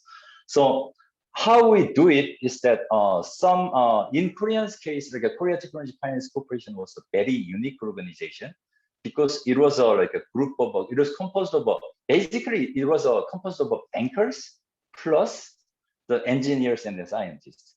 This is the only institution like that in Korea. So normally engineers and the scientists are one group of people and bankers are the other group of people. But Korea Technology Finance Corporation, 1/3 of them are the engineering and the science background people. And then The other one, the other like the 2/3 is like a banking background people. So out of like a working together between these two very different get the group of people through the like a long time, and then like the organization created an evaluation criteria to predict not only the like the default probability, but also like the upside potential of the each businesses. This was like a very unique aspect. And then evaluation criteria creates like the technology business rating. And here, like I want to like prevent a misunderstanding. When we say like a technology evaluation or technology rating, the people just tend to think like we are evaluating the technology is only, but it's not true. We evaluate the technology, market potential, and also like the business potential all together. And we translate those into the like in the language of bankers. So not technology is just technology. But not market is just market. It's not like that. So technology is evaluated in the context of market and then the growth potential of the business. And those brief, like a concise information, which is easily readable from the banker's perspective, are shared to the like banks. This is a basic mechanism, not only to the green side, but also for the like technologies driven by the technology driven because the SMEs supporting side. So this is what we call as a technology financing in Korea. And Kotech was the like a main body, the core, the mechanism of the like, technology. Now, this technology evaluation, it has proved its eligibility to replace credit rating. This is a little bit different part. Like every entity, every like the elite people above the a little bit above the like average like the IQ can gather together, and we can create the like evaluation criteria like a venture capital. How like a venture capital sees and evaluate like the startups, we can create the evaluation criteria. But this doesn't have like a statistical like the prediction power like a credit rating system. But the Kotech's credit rating and the technology rating system doesn't look at the like a financial data at all. However, it actually replaces the credit rating system because it very accurately, almost like alternatively accurately predicts the default ratio of the bank and the default probability of the business. So with this, the mechanism rating system, which can be widely used not only for the like a green sector, but also for the like all the like the SMEs and the startup sector. This is now more and more like becoming a national asset. So what I want to say is that I don't know like whether which is the best. I think Bangladesh also has like enough sufficient number of the professional people. There are like professional bankers. There are also like the technology experts, but they are how to say widespread across like multiple different organizations.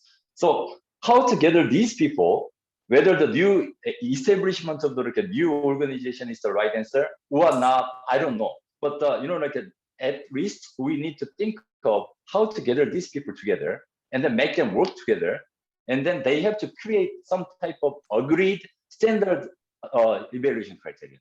Then that evaluation outcome should be translated in the language of bankers. In that case, it really like reduces a lot of like uncertainties and information asymmetry, and then finance gets a lot easier. And also, it really helps like, to determine whether this project is a like a very sound project from the government perspective, public sector perspective, but from the private sector, banking sector perspective, this is not economically viable. Then, in that case, like the government support should be like intensified for those areas.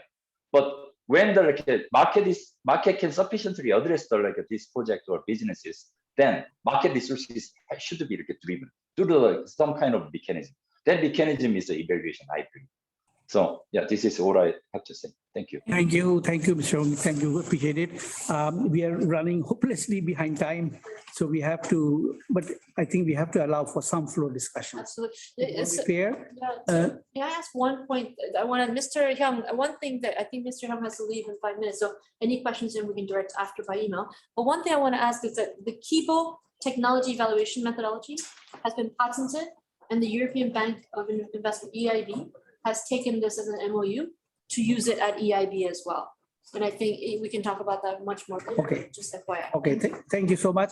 I'll open up the floor. We'll see how many questions are there, but we will probably not have more than 10 minutes for open discussion. So whoever wants to say, please raise their hand so that I can know, or my colleagues here who are monitoring participation online, they can tell me. So floor is open for anybody to. We'll go to the online first so that we can know. If there is no question, I can just put in Yeah. quick one. Come here. I think those who have not spoken, then we can. Okay, I don't see anybody here, but let's start. Anybody here from the PRI room? Yes, Yes. Yeah. You want to say? Okay, please, Dr. Just Sattar. straight question, on this green financing part. To whom, sir? Sorry. To whom, sir? To whom is that? It could be to Monica or Yonju. Oh, Okay. To the Darn it. It's a very simple to the question. speakers, yeah. Yes. The presenters, yeah. In the context of Bangladesh, when you're Yes. talking of green financing, is there any focus or emphasis on whether it should go more to adaptation versus mitigation? Is there any thinking in that Yes. respect yet? Yes, actually, I think Sir Kushan was commenting earlier before. The interesting part about green financing, there's two things we have to think about. When we look at assets in the country, adaptation, like wastewater treatment, sanitation, all of these things, right now, the financing stream, the performance of that is not tied to the public expenditure, nor to the sustainability of the finance or to the performance. So right now, many of our public assets are actually costing us more every single day, as opposed to getting back even in public goods or public services. On the other side of that, the green financing on adaptation and mitigation, I think we're not focusing right now on what are the new growth engines that can release impact on adaptation. So they were talking, many of our speakers today talked about entrepreneurships, new idea, digitization. All of these are in fact adaptation, but it's not being prioritized first. You talked about digitization. It's really important to do that. So for me, we're on video, so I have to be careful, but I don't really care about mitigation. The GHG level for Bangladesh is not high, but your level of very severe black carbon, pollution, sulfur, methane, these are health affecting. And they're affecting us in the way that mitigation is a matter. So for me, I would say, when we look at green financing, let us finance the growth engine, and let's not go further in debt by leaving our assets into more expensive assets in the future. Okay. Come to you and then Khushid, please. Introduce yourself, please. My name is Ananda Raihan, COI Social. And as I'm working in data analytics, so my question related to that. And I'm really happy to see that the SMEs, CSMEs, and startups are focused in this whole green financing issues. And we have also talked about the importance of monitoring the metrics in terms of progress in green financing. So when it comes to the Bangladeshi context, so how actually we can start the process of identification of some key metrics, and at the same time identifying key institutions who can be part of this building the system of metrics, and then collecting data. I think it would be really important to start with, so that any benchmark is created, then we'll be able to monitor that. We'll take some few more questions, then we'll go to the World Bank team to answer them as they see fit. You don't have to answer all the questions here, but at least take them on so that we can have an offline discussion later on. Khushid. I'll make a short comment and then lead to the question, because it has been very, very well discussed, especially Mr. Nasim Manzoor. I think he has put a lot of things in the context, especially in the context of Bangladesh, what is happening.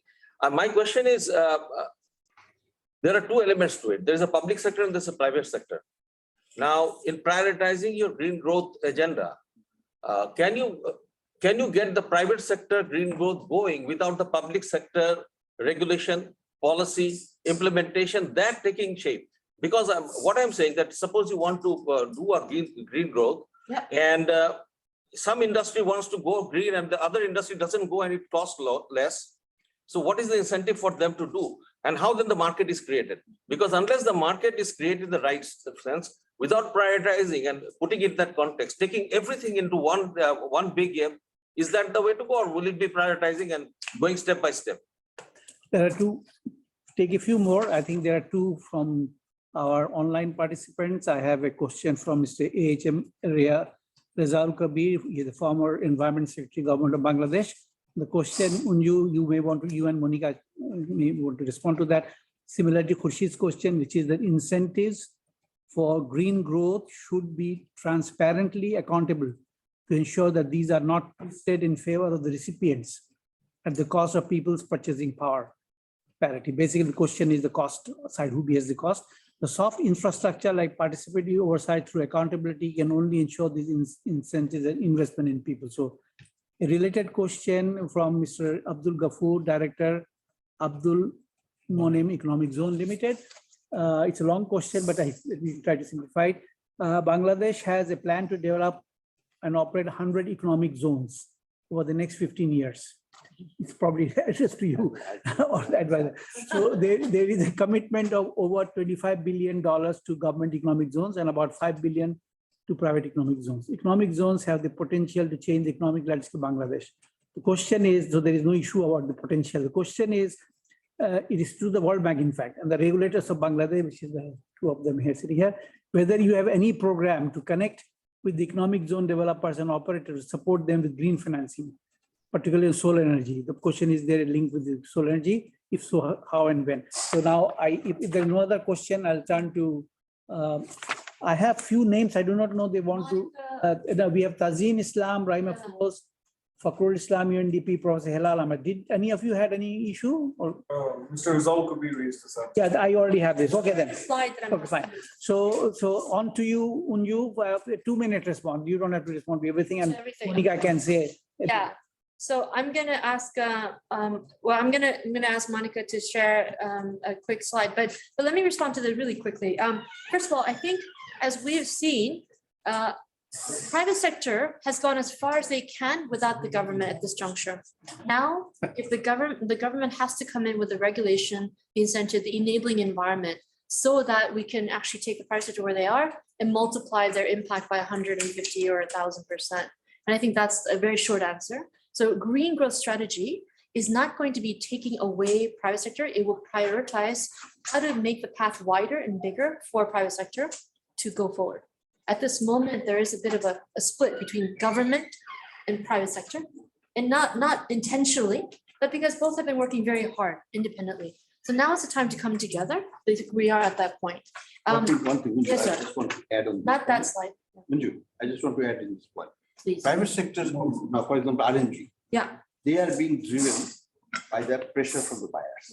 So they are moving in the right direction, irrespective of the government in their own Absolutely, interest and yeah. so on. But that is creating a divergence between the rest of the economy and the export-led economy. Right. The export-led, you can have a soft power of the buyers and the buying countries, like European Union is saying that circularity of products must be 20% by such and such date. Yeah. They have to observe those, if they want to have the preferential access to those markets, or they face penalties as well. Not only preferential access, forget about those penalties. So they have to adjust, no matter what the government does. But problem is the rest of the economy, and they are big. Responding to question number 2 from the director of sorry, is that actually the World Bank right now has a $500 million loan to BEZA, through BEZA, where we are investing in environmental finance, green financing of industry, who will move into that economic zone. And I'll be honest with you, at this early stage, we're not having a lot of clients come on board. It is a matching.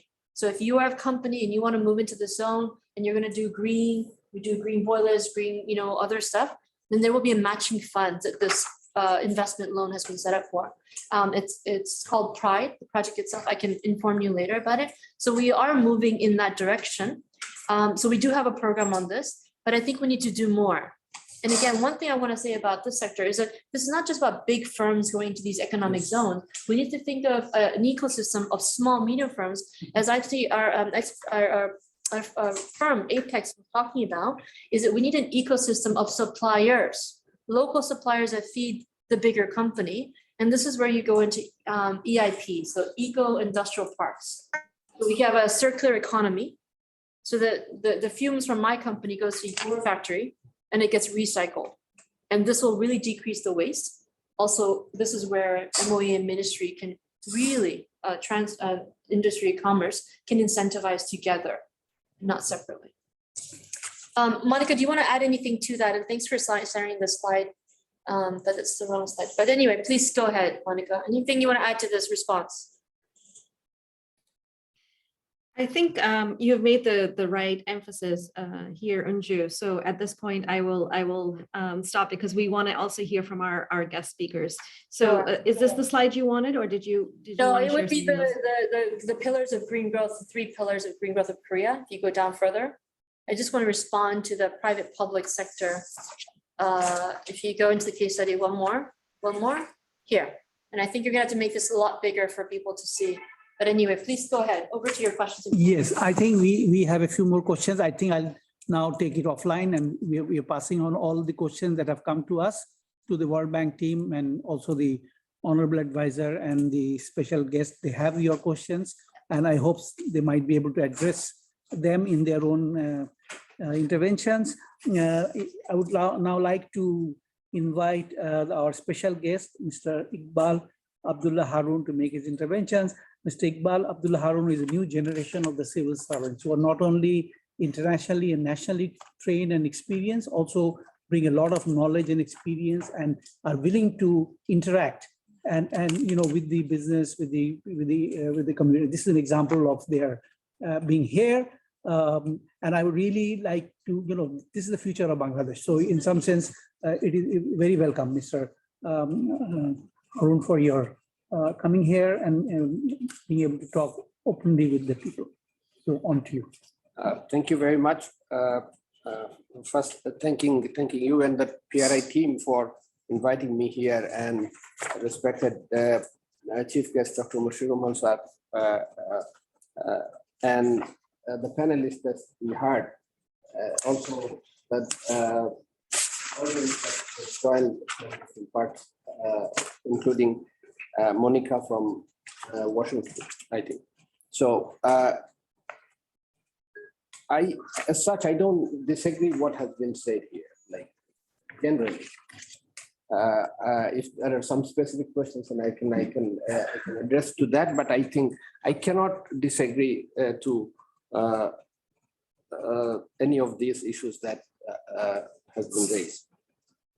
But again,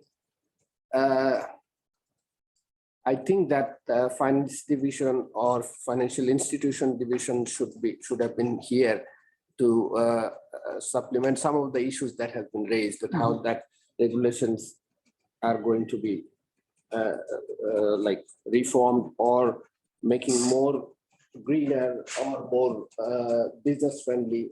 All these questions that has come up.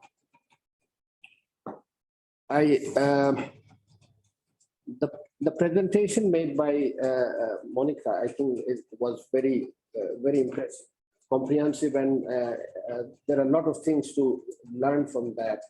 But again, it's not very simple for us because we cannot fit in many of the things in our system. And with this, I like to go to the main point that I like to emphasize. I don't have many points. I think that we have policy documents. As Sir knows that we have several policy documents, including 20, like going up to the 2100. So that gives that we are thinking about something that we like to achieve. Now the question is the modality that that has been discussed by Mr. Bijoy and also Mr. Manzoor and all the vibrant people that they are thinking more kind of focused type of things. But as government, as we know that each ministry are having an allocation of business.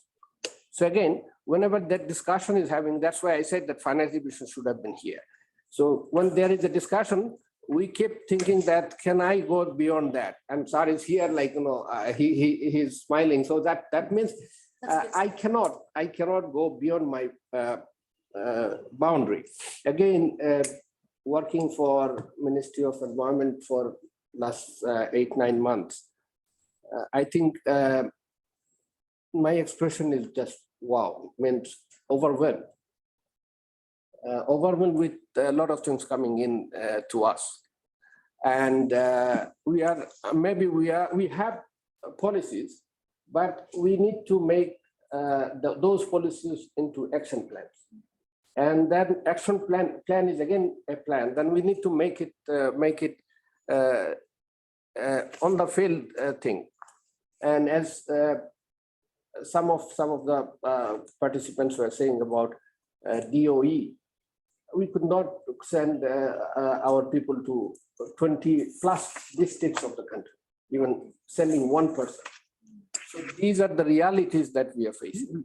So having that reality, so what can we do about that? Should we just say that accepting fact is the one step going ahead? So we can solve that problem. So we already started thinking that we are Ministry of Environment, Forest and Climate Change. Is one ministry is dealing with the climate change issue? It should not be the case. It should be all other ministries. So we need to go beyond our allocation of business, and that should come through one of those policies that we devised. And Sir is listening. I'm sure that I like to hear from him, because I'm feeling helpless. So that's where we need to make the breakthrough. That's why he's here. And I am comfortable because the bigger question will be dealt by him. So I'm sure that that would be making this discussion more interesting. So what happens? Allocation of business says Ministry of Road to construct road. So they look for the cheapest and shortest one, so that they do wherever it goes. And it says us to not to do that actually. And coming back to another, Ministry of Fisheries, Ministry of Water Resources, Ministry of, I wrote a few names. I think I should go back to Ministry of Shipping, Bridges Division, Ministry of, I said about Fisheries and Livestock. So what essentially I like to say is that we need a green growth strategy. Now we are talking about finance and investment. This is prerequisite for financing the strategy. If we can take a strategy so that we can talk about financing, how relevant, which financing is good, and which investment would be worthwhile. No, it's those are the question will come. So I think as some of the people present here knows that at the MOFCC, that is in our ministry, we already started talking about that, and we said that yes, we are going to go for the green growth strategy. Otherwise, we cannot survive. Means we cannot deliver the role that has been entrusted on us. So for this reason, I think this workshop is very helpful, and the kind of people present here is best one of these kind of program can have get. So I thank PRI for taking the initiative and giving me the opportunity. Thank you very much. I'll be happy to answer any of the specific question if there is, and if it is like possible for me to answer. So over to you. Thank you. Okay, thank you. I think Since there are restrictions to operate with outside the ministry, under the PMO's office, there is a SDG coordinator. Can she or the person over take the responsibility to have this coordination, because it has to cut across. It cannot be one. Absolutely. Yeah, this is a cross-cutting issue. It has to happen. Otherwise, we'll look to that. Climate change. Yeah. I think I'm really grateful to Iqbal for being here. And he's absolutely right. This is a process. This is a process. It's a long haul, and the agenda is overwhelming. So let us not expect quick solution tomorrow. And today's discussion brought out huge issues which will take a long time to address and solve. But the good thing is they are in a listening mode, which is very important, because unless you get that, so they have to reflect and think through. And I'm pretty sure this is going to be as an input, and we are all here to help them forward. With that in mind, now I have my honor and privilege to present to you Dr. Mashiur Rahman, Honorable Advisor to the Prime Minister Economic Affairs. He's one of the most seasoned policymaker in Bangladesh, who is also widely traveled, international experience, national experience, you name it. He's in some sense the intellectual guru of the policymaker in Bangladesh. Over to you. Thank you for your kind introduction, but what you said is all obsolete by now. But I think that it's a very timely discussion, and the wide public perception of the importance of green growth or protecting environment and so on is still pretty limited. I wish it was more pervasive.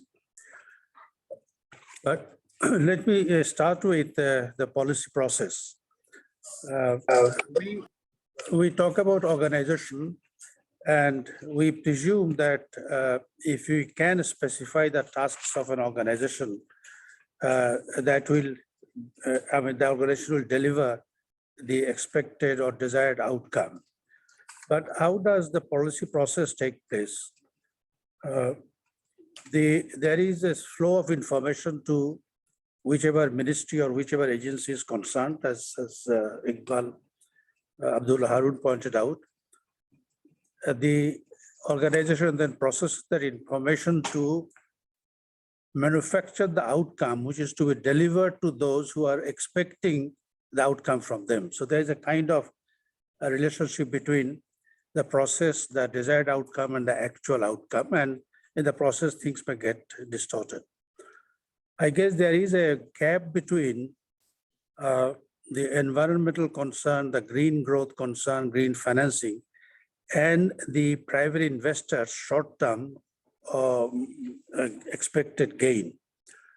The concern about sustainability is more in the public realm than in the calculus of the particular investor.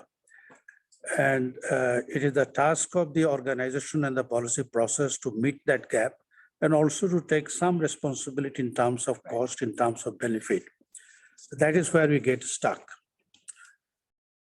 There's a lot of things that which has come in, but it is apparent that environment is not, or green growth is not confined to a particular sector or a particular operation. It spans the whole range of government operations and the entire range of the private sector's investment, their behavior, their expectation from investment, and so on.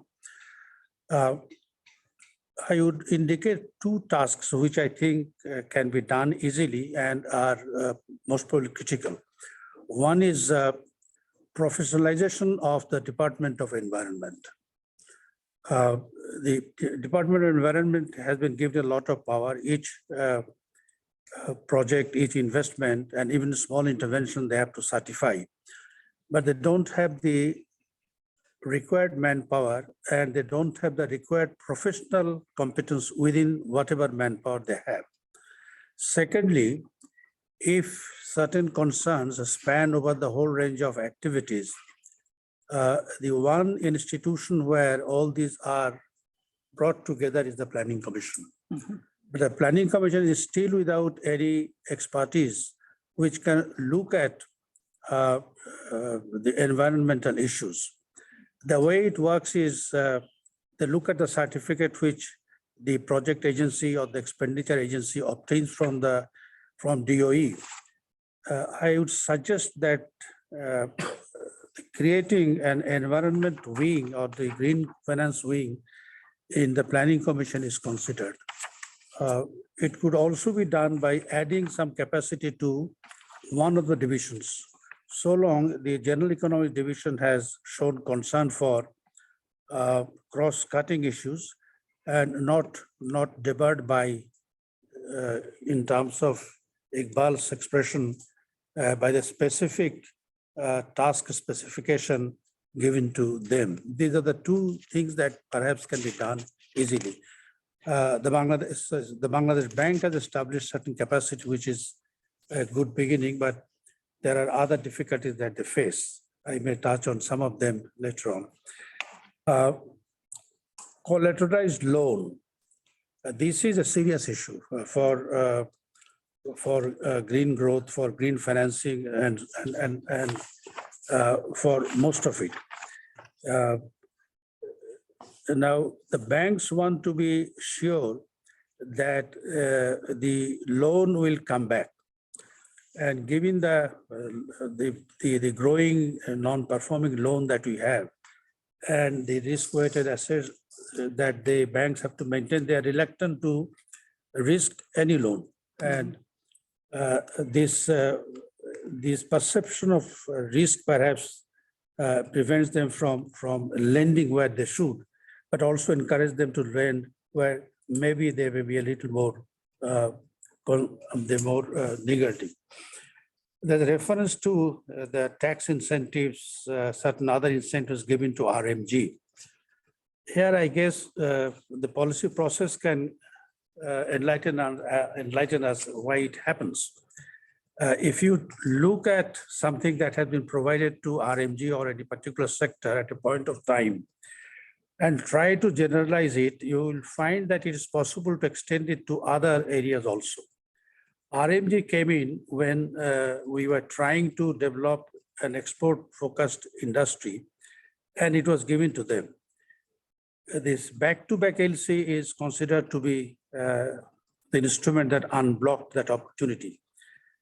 But even before this back-to-back LC was introduced, there was some procedure for giving loan for local manufacturing and local sale on the strength of the reliability of the buyer.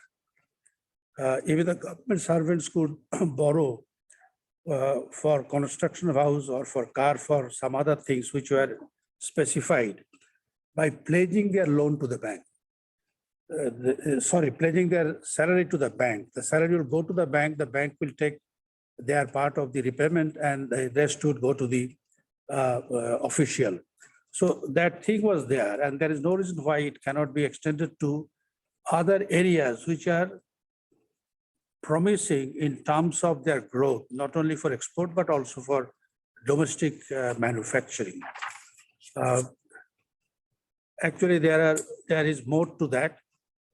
I think the NBR at least a couple of years ago specified that LCs, back-to-back LCs on the strength of foreign LC, back-to-back LC, the LC to the domestic suppliers has to be in the foreign currency. Domestic supplier cannot use foreign currency for anything. So that was a cost imposed on them. And I think that also discouraged local supplies to ultimate export.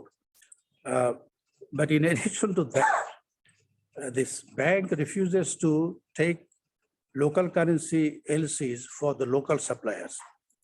The local supplier goes to the final exporter in order to get the money from him. And at that point of time, there is a negotiation as to how much would be given to the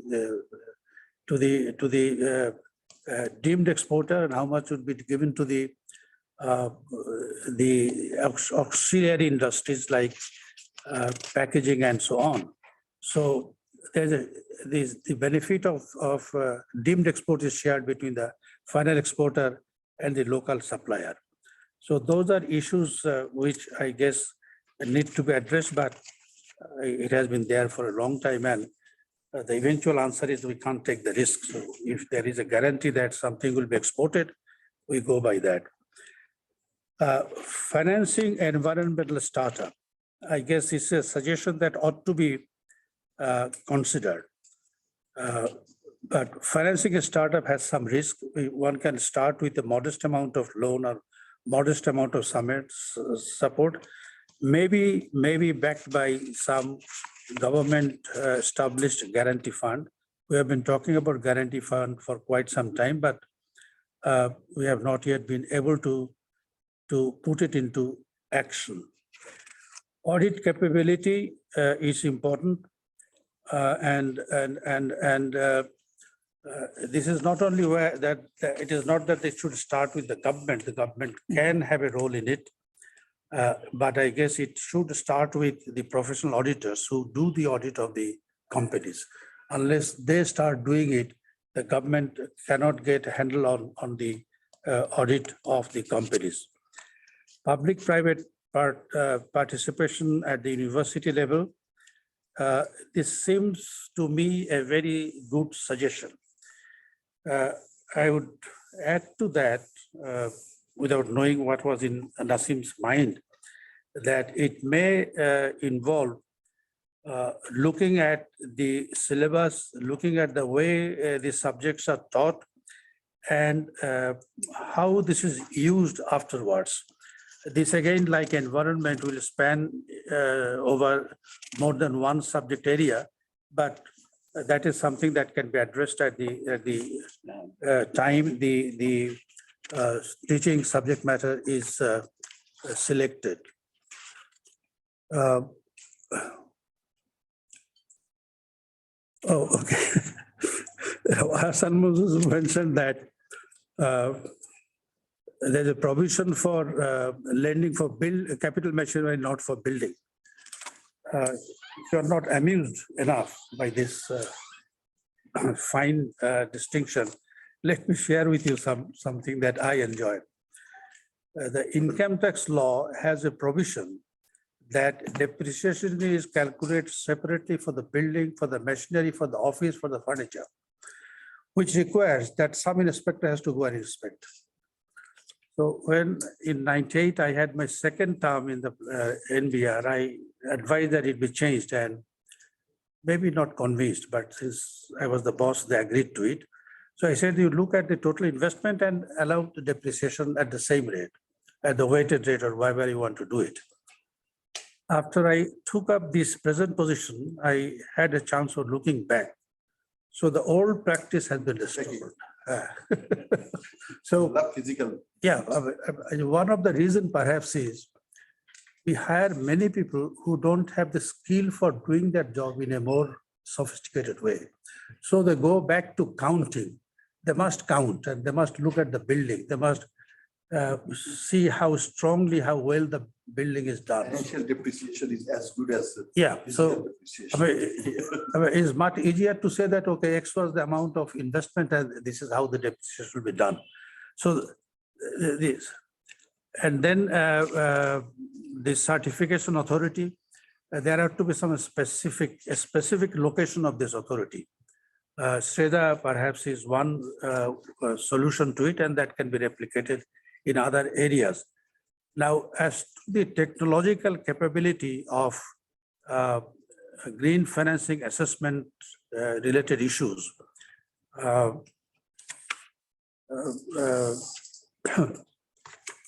think we may have to look at seriously between the function of knowledge and the function of advocacy. I guess the advocacy has become much stronger and much well publicized than technical knowledge. Absolutely. So that has led to a perverse impression that environment is not really a very well-defined technical subject area, but it's something that you talk about and go and lecture and go to some seminar and so on. So that has also possibly undermined the importance of this sector of environment. Power and transportation, then housing, these are definitely important areas that should be looked at. Transportation definitely is one of the major polluters, at least in the major urban areas. Yes. Power again is another important area. On the solar power, the capacity payment is not there. But there is something more to that. If you as a private investor want to put in your money in solar power, you have to deposit some money with the government as a guarantee that you will provide power. So not only that, there is no capacity payment. Actually, there is a capacity mortgage to the government. So that raises your cost. But another important factor is that whenever we talk of some innovation or some new approaches, we look at Dhaka, Chittagong, and maybe towards Mymensingh and Tangai. I don't want to hurt sentiments of people who are from Tangai. He knows. But I also lived in Tangai. That's true. That's true. Now, but solar power requires a huge area of land, flat land, mostly, and not as densely populated as the southern part of Bengal or southeastern part of Bengal. But we have chosen locations which are in the southeast or in the southern part of Bengal. We have not yet looked at the northern part. That may be an area, and that has also certain other benefits, which is this is an area where industry is not growing because there is not access to port, not access to raw materials, not access to power, and so on. If you set up this, or if you look at the possibility of setting this in the northern areas, then that acts as a driver of growth in that area and a kind of regional distribution of growth. Prime Minister's office as coordinator. As a matter of fact, Prime Minister's office and Prime Minister personally has taken a lot of responsibility, not only of coordination, but also of troubleshooting. The result is that the piling up of a trouble itself becomes a trouble. I mean, she is much too engaged in doing these things which should be done by the ministries. And maybe some of the cases should be done at the level of deputy and joint secretaries. Agree. So, I mean, it is time that we seriously think about think about empowering the civil administration or the bureaucracy and the minister to dispose of issues that could be done at that level. Now, the ultimate reference is to the cabinet and to Prime Minister. And because the Prime Minister takes interest and she has been at it for a fairly long time. I compare her always with Angela Merkel. By the time, okay, by now I think she is more years than, she has put in more years than Angela Merkel. Yeah, 16 years. So by the time she finishes this term, she will be the Prime Minister having the longest experience in the world. So that's a unique thing that we'll have. But going back to the actual program, when you bring it to the Prime Minister's office, you are also giving it to a secretary or to a principal secretary or to a joint secretary, and not always in a mood to confront a ministry, and particularly if the minister is fairly assertive. They spend more time in listening to each other and preparing notes. So you are not really solving a problem. We are only, in the name of reference up, we are piling up and delaying the problem solution. So unless the fellow who is given the task does it, it is difficult to really have a solution. I think this 5% premium for those who are in compliance, that is something that should be known. Actually, this is information that I had not known until I listened to Nasir Hossain Bijoy. Iqbal made another point. Iqbal made another observation that each ministry and each agency has the specified limited task. Finance division was the rules of business says that the finance minister is the only minister in the whole of the government of Bangladesh who can call for any file from any ministry. There's no other minister who has this competence. Secondly, the finance ministry has to be consulted on anything having any financial implications. So even if you have to buy a pin, you can imagine that this has a financial, I mean, you have to make a reference to the, shall we buy a box having 1,000 pins or having 1,500 pins? You can imagine that's something that should be referred to the finance division. And the law ministry is another.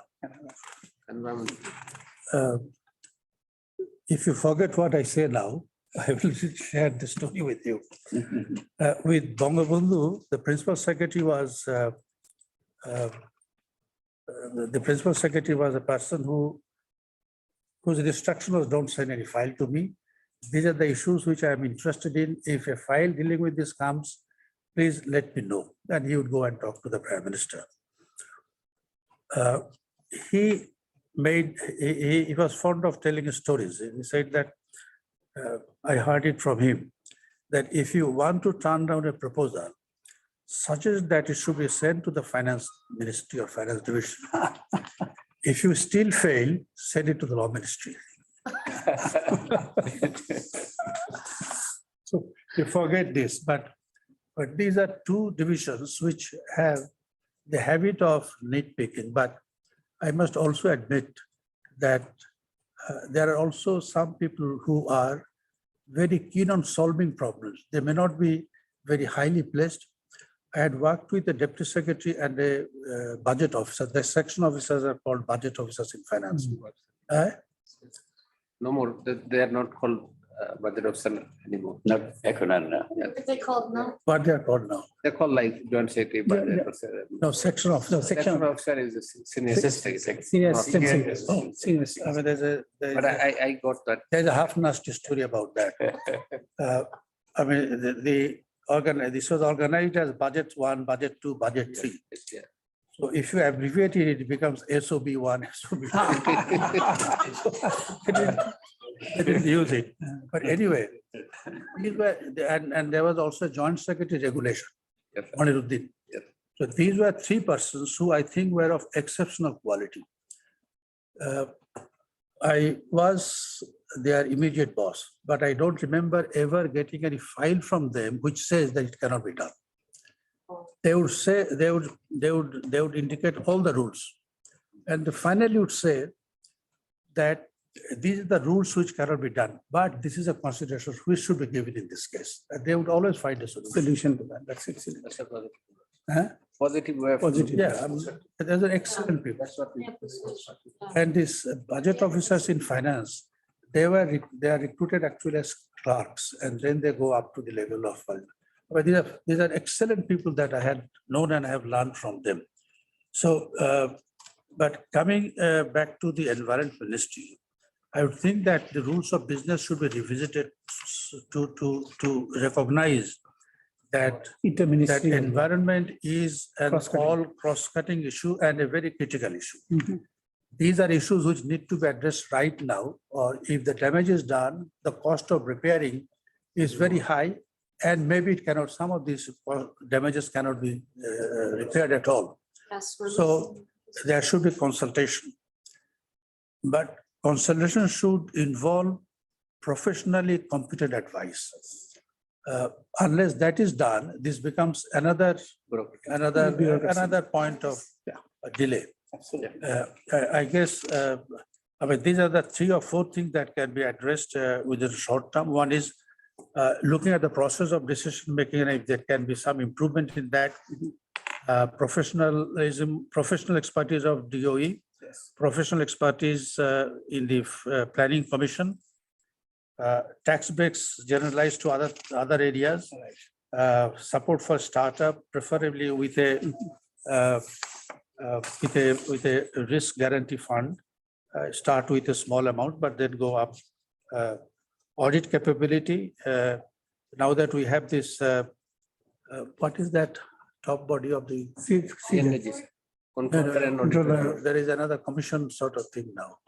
The audit for which looks at the quality of audit and FSC. F5. Financial Services. Finance Services Commission. What is it? Finance? I guess they should be asked to visit and to incorporate these new areas of audit in the training and the actual audit task. Not every agency should be subjected to that kind of audit. We don't have the capacity to do that, but selectively, where it is very critical, that should be done. Private-public partnership at the university level, starting with a review of the teaching methods or the teaching contents, location of certification authority, along with the professional competence, critical areas of environmental issues like power transformation, house electricity consumption, wide dissemination of this 5% premium, solar power location and solar power expansion, plus some examination of whether we can dispense with this power supply as a mortgage to the government, because if you are paid only for the power that you supply, there is no point in asking to put in money that you will supply. It's in your interest to supply. Yeah. Coordination, the Prime Minister is the ultimate reference point, but we should try to make it possible that the line ministries and agencies can take their decision, and review of the rules of business to recognize that the environment ministry is also a point where reference should be made and consultation should be done. And thank you for inviting me to participate with you. Unless I had come here, I would not have known that there are initiatives about green financing. The green went with the monster song. Thank you, Dr. Moshiur Rahman, for your excellent interventions, and you provided responses to many of the questions that were discussed here. Also provide a summary of where actions can be taken, which makes my task easier as making my concluding remarks. Let me try to, in 5 minutes, summarize what I heard and where we have by the forward-looking agenda. First of all, I think the discussions were excellent and far-reaching, which hopefully helps push the reform agenda, the policy dialogue, and the research forward. Speakers highlighted the importance of both demand and supply side incentives for green finance and investment. The discussion noted the progress on the supply side, although there is still a way to go. The policy gap is larger on the demand side. On the supply side, most progress is made on the green banking, including policy guidelines, establishing climate risk funds, setting quarterly review, and also launching of a green bond. Yet, the data shows that disbursements are still limited and much below the estimated requirement. Importantly, the SMEs are almost missing in action. And the kinds of problems include lack of knowledge, capacity. These are more standard problems of SME outreach, and a standard solution will not work, basically. Progress on green financing through the fiscal framework is very limited. And their challenges include inadequate regulations, absence of polluter pays principle, inadequate use of taxes, subsidies, trade incentives for green investment. This is a challenge on the demand side. Where do we go from here? Way forward, a very clear message that we need to develop a market for green products, and through variety of interventions, including certification, knowledge sharing, showcasing, rewarding pioneers, setting standards, outsourcing, impact assessment, certification, simplifying financing policies and regulations, and providing technical assistance.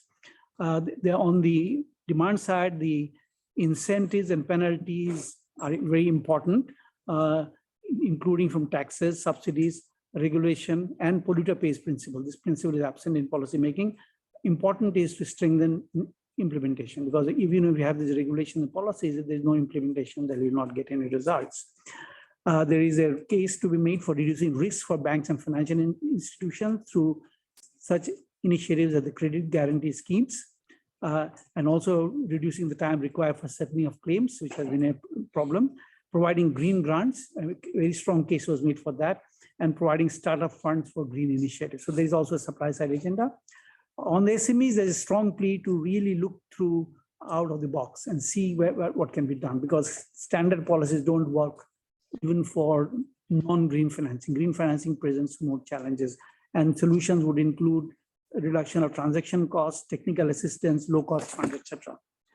There was a strong case made for huge capacity building, both for the public sector and the private sector. And these include strengthening of core institutions like the Ministry of Environment, Forest and Climate Change. The Honorable Advisor gave some very good suggestions, which were worth taking up of the follow-up. Interministerial coordination, we know, is a core issue. Planning and budgeting, there are many gaps. Providing support services to SMEs, etc. There's very low capacity in the government to provide special services. And then in the private sector, the technical capacities, knowledge is very limited. There is a case for having special initiatives. And there, I think the knowledge about green technology, green product certification, etc. And I think many participants made the point that we can learn from other countries. Korea came out as a very good example. We had a participant from Korea who highlighted some of the key things that can be done. So that's in practice knowledge that is available that we can follow through.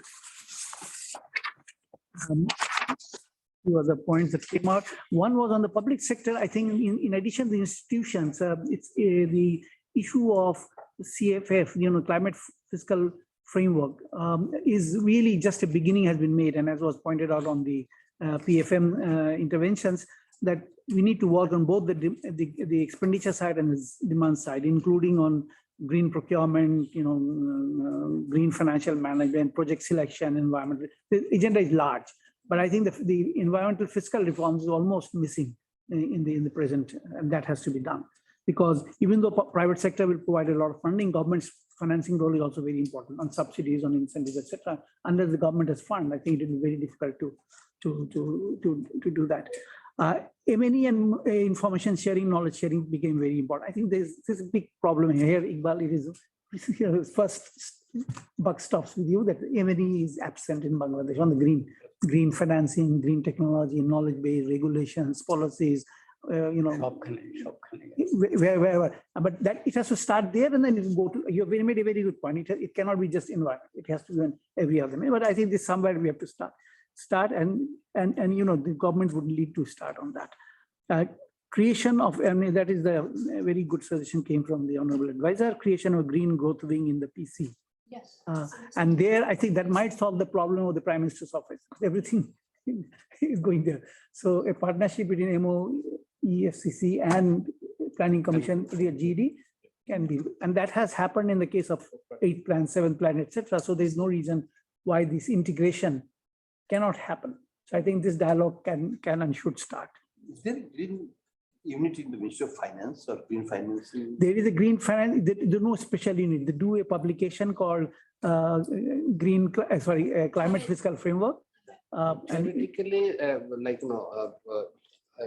there is nothing, but actually they started practically. Yes. They are working on that. And there is a group of people known we contact them, and we are exchanging views. They publish two climate budgets. Yes. 2019. They do every year. Now they do every year. And then they devise a formula how to calculate the profit, and to understand that say Ministry of Environment, Forest, what percentage of the expenditure going to the real environment funds for the purpose of that.